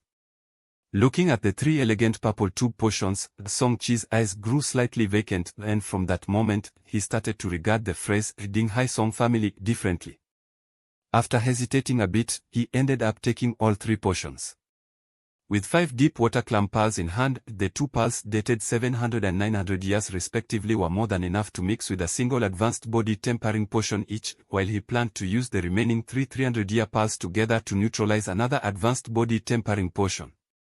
Compared to the effect of an advanced body tempering potion, a single 300-year deep water clam pearl was clearly incapable of completely neutralizing its potent nature, but together, they would be about right.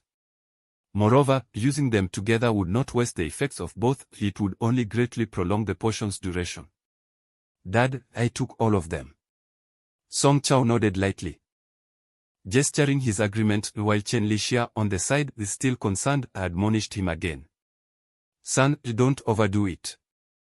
Determine the use yourself, and if your body can't bear it, stop cultivation immediately." "I know, Mom."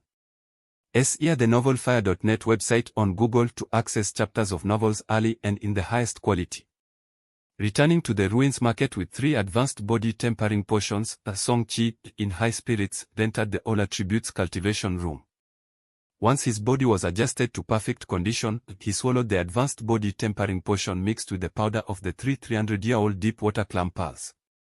For a moment, Song Chi felt a scorching sensation in his abdomen, followed rapidly by a surge of huge energy, not very gentle, stemming from his stomach and rushing into every part of his body. Crack, crack, crack. Every bone in his body issued a fine popping noise, which sounded alarming, but Song Chi's actual feeling was quite good, without that unbearable intense pain. Instead, a tingling numbness spread throughout his body.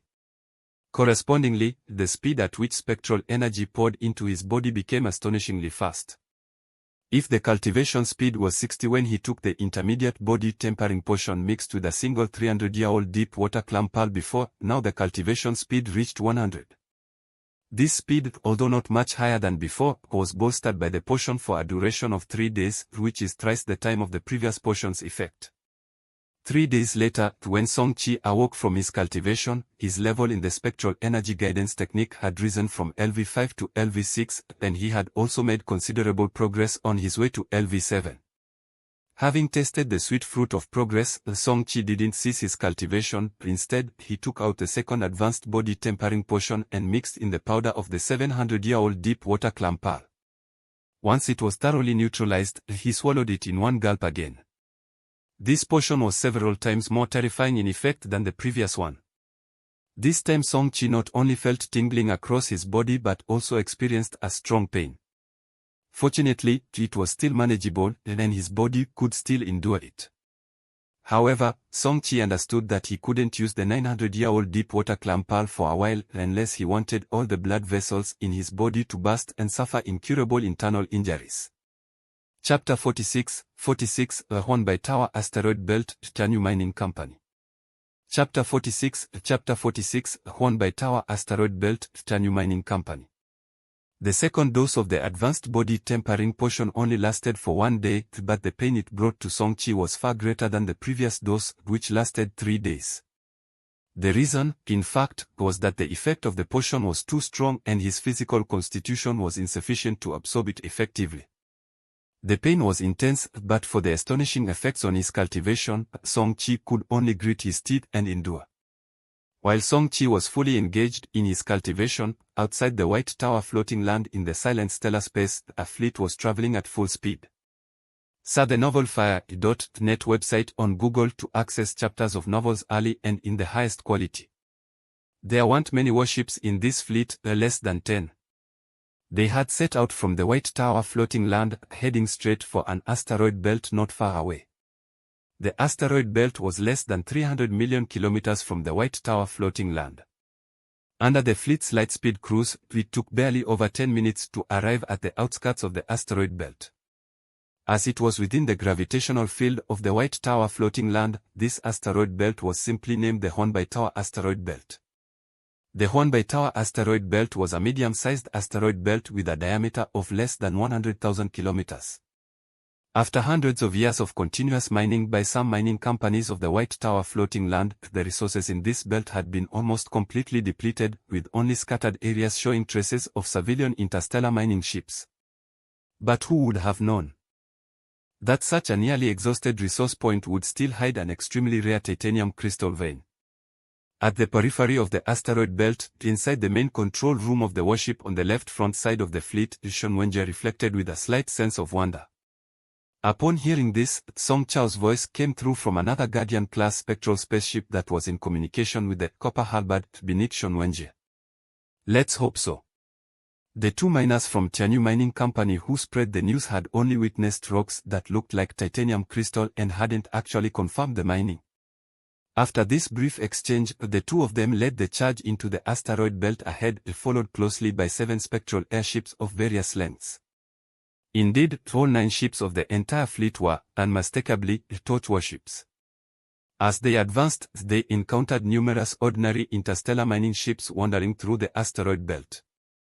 Although this belt had been mined for hundreds of years, there were no other resource points around the White Tower floating land, so some civilian miners naturally still hoped to try their luck in this belt. After all, even though the good old days when resources could be mined everywhere had passed hundreds of years ago, in recent years there had nonetheless been incidents of miners stumbling upon overlooked rare resources and thus making a fortune. Upon seeing this passing fleet, the reactions of these interstellar mining ships were all the same. They all chose to steer clear well in advance to avoid colliding with these big shots. In the eyes of these ordinary people, each torch warship was an absolute big shot, way out of their league, and they couldn't afford to offend them. Not to mention that the torch warships in this fleet were very different from the ones they had seen before, especially the two at the very front. The dark armor covering the 100-meter-long hull, the ghost light emanating from the energy shields that just one glance told one were impregnable, the massive main cannons at the bow, with a diameter of several meters, looked fierce, and even the shipborne secondary cannons scattered on the hull could easily tear apart any of the highest configured interstellar mining ships. The fleet proceeded without encountering any accidents. Tianyu Mining's exclusive mining area, now one of the busiest in the Huanbai Tower asteroid belt, saw hundreds to thousands of interstellar mining ships come and go daily. Based on this, the Tianyu Mining Company had specifically formed a fleet tasked with patrolling the mining area to maintain order on a regular basis. Brother Lu, I've had some good luck today, mined 5 tons of electrum. How about we grab a drink at Widow San's after work? I'm buying. I heard her mother-in-law went back to her hometown, so after a drink, you can have some wild fun. Upon hearing this, Lu who sat in the patrol airship and felt utterly bored, lit up with interest but then feigned indifference as he replied. Got it, we'll talk after work. Just remember not to skim off too much for yourself, if it gets out, I won't have time to cover for you. Side by side in his mining ship, he grinned as he heard Lu's response, knowing he could look forward to an additional profit. After toning down his demeanor, he bowed with a smile and turned off the short-range communication. What Lu didn't know was that after he turned off the communication, his face shifted from sycophancy to mocking sarcasm. TSK, Widow-san has been handled by who knows how many men, and you, Lu, still treat her like a treasure, he scoffed. After his scoffing, he prepared to redirect his mining ship toward the company's inspection point, but in the next second, he stiffened and his gaze shifted to the stellar space beside him. Is that a group of torch warships?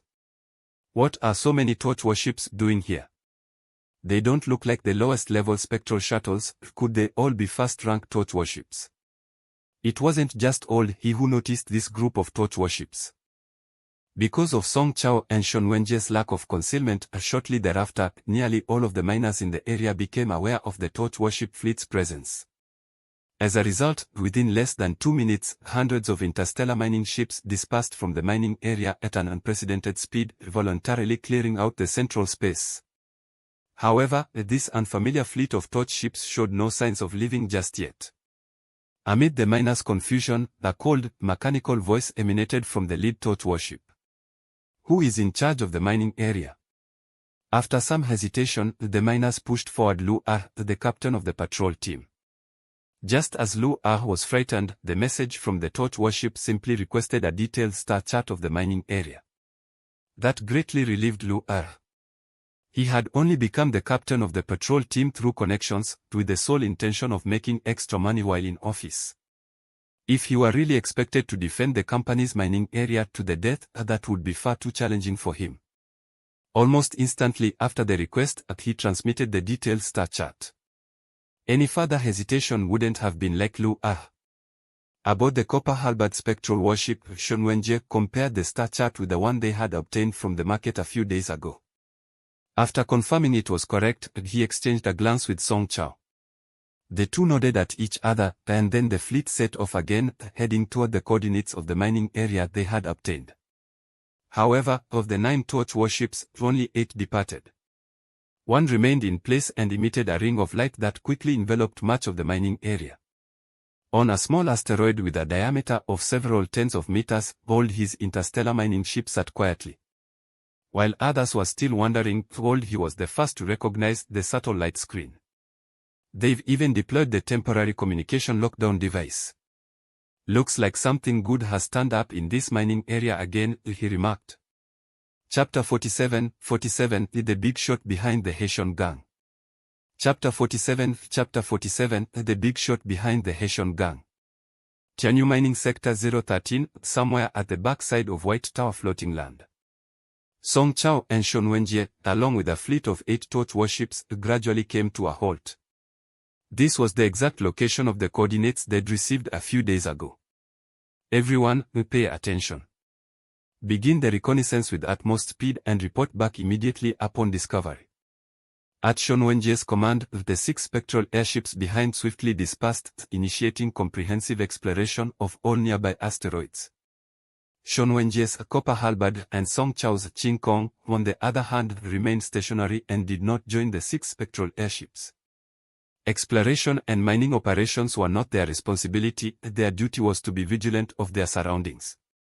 Even though sufficient efforts were made to disguise their departure, and communication jammers were specifically used by the miners in the sector, the ruckus caused from their earlier encounter with the bandits at the Black Mountain Gold Store was not small, so they couldn't be certain that there wasn't anyone taking an interest in their affairs.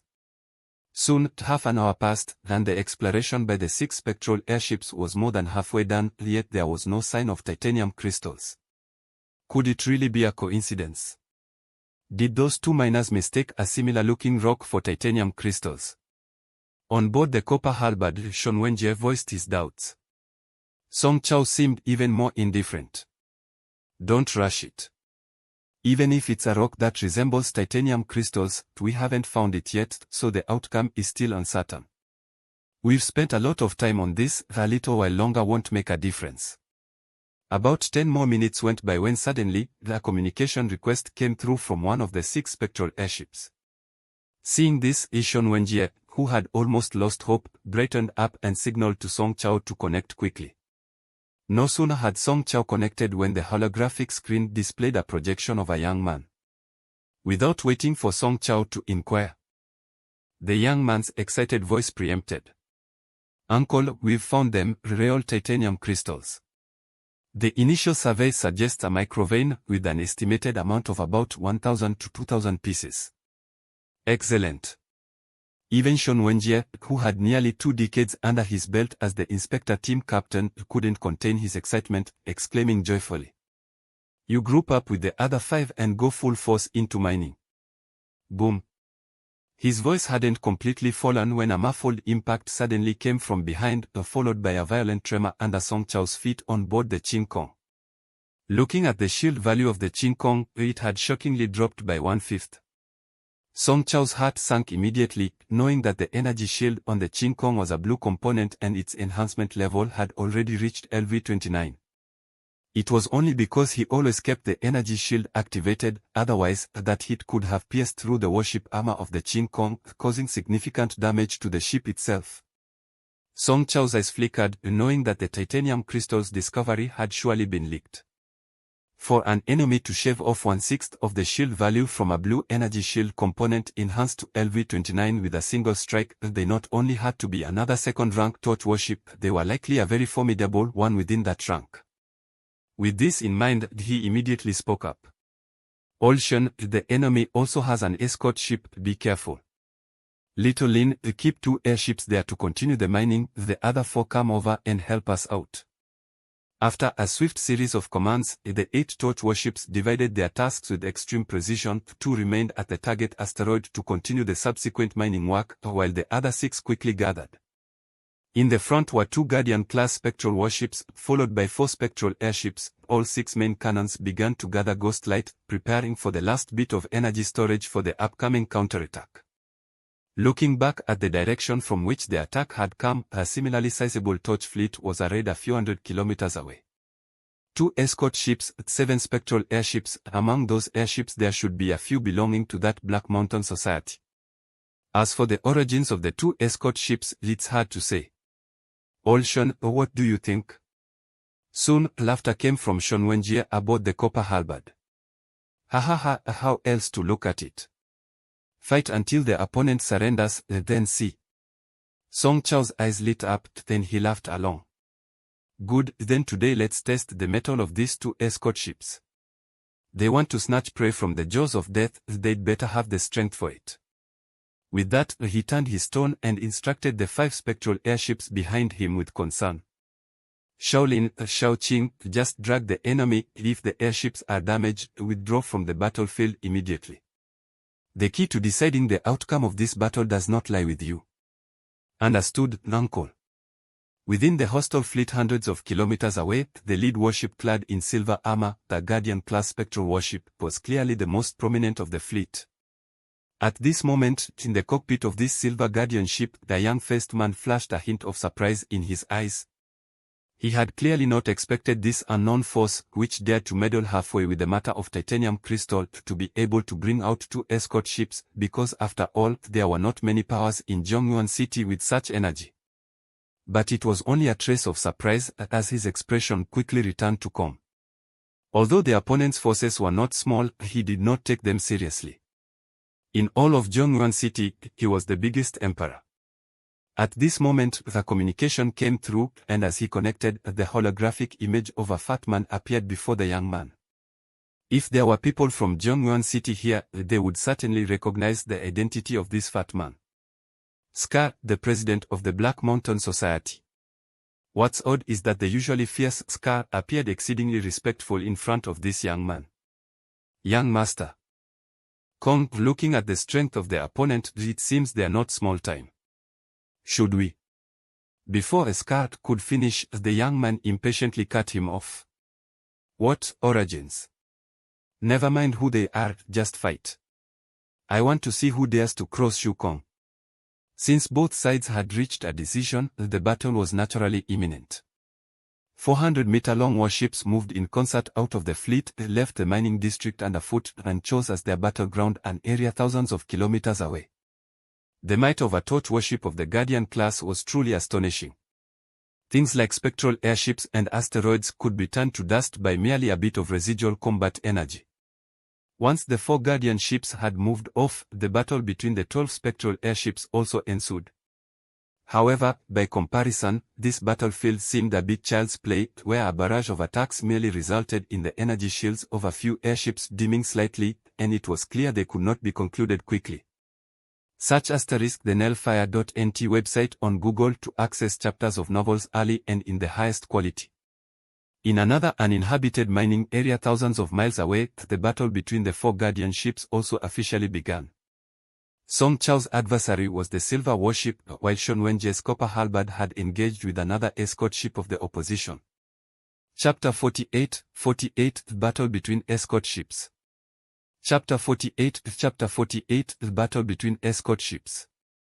Let's not talk about Shen Wenjie for now. The combat power of his copper halberd and the enemy's warship was not much different.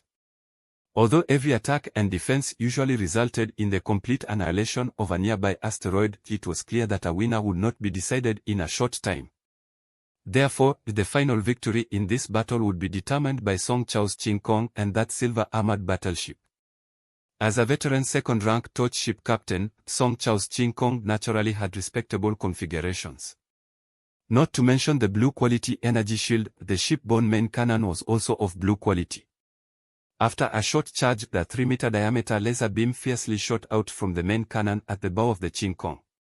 Within the silver warship, Zhu Kang's lips curled into a smile while his hands moved rapidly, the warship's engines operating at full power. In the next second, the warship transformed into a silver afterimage and disappeared from its original position, easily dodging the attack from Qing Kong.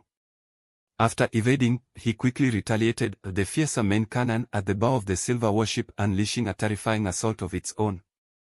Song Chao's eyes narrowed slightly as he saw the speed demonstrated by the enemy's warship. The quality of its engine components would certainly not be lower than blue quality and was very likely purple quality. This realization caused Song Chao's heart to sink, as it meant he would have a hard time hitting the enemy. It also meant that the enemy held the initiative on the battlefield, naturally putting Qing Kong at a disadvantage.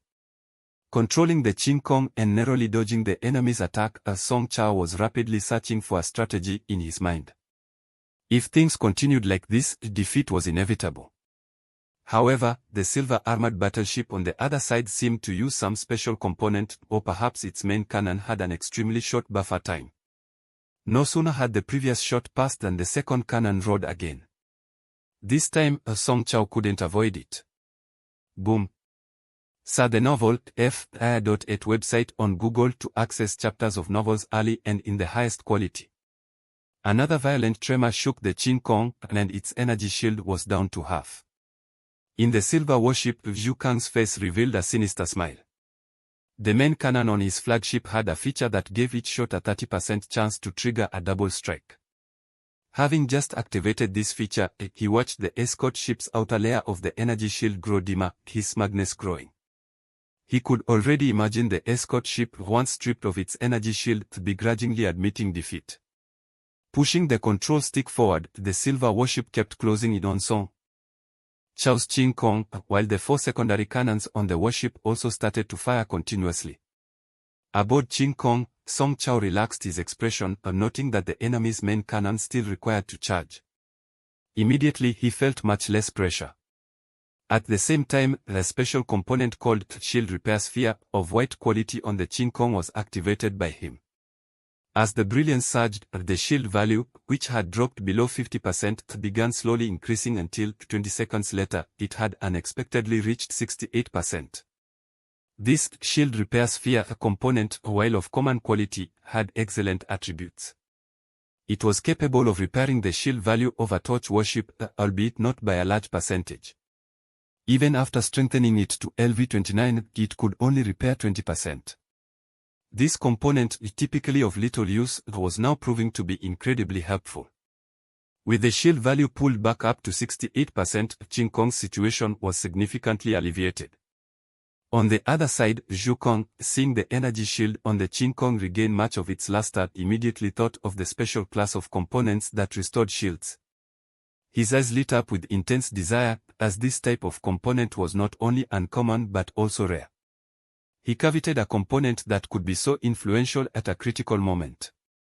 However, he also knew that in order to obtain this component, he first had to completely defeat the escort warship hiding its title in front of him.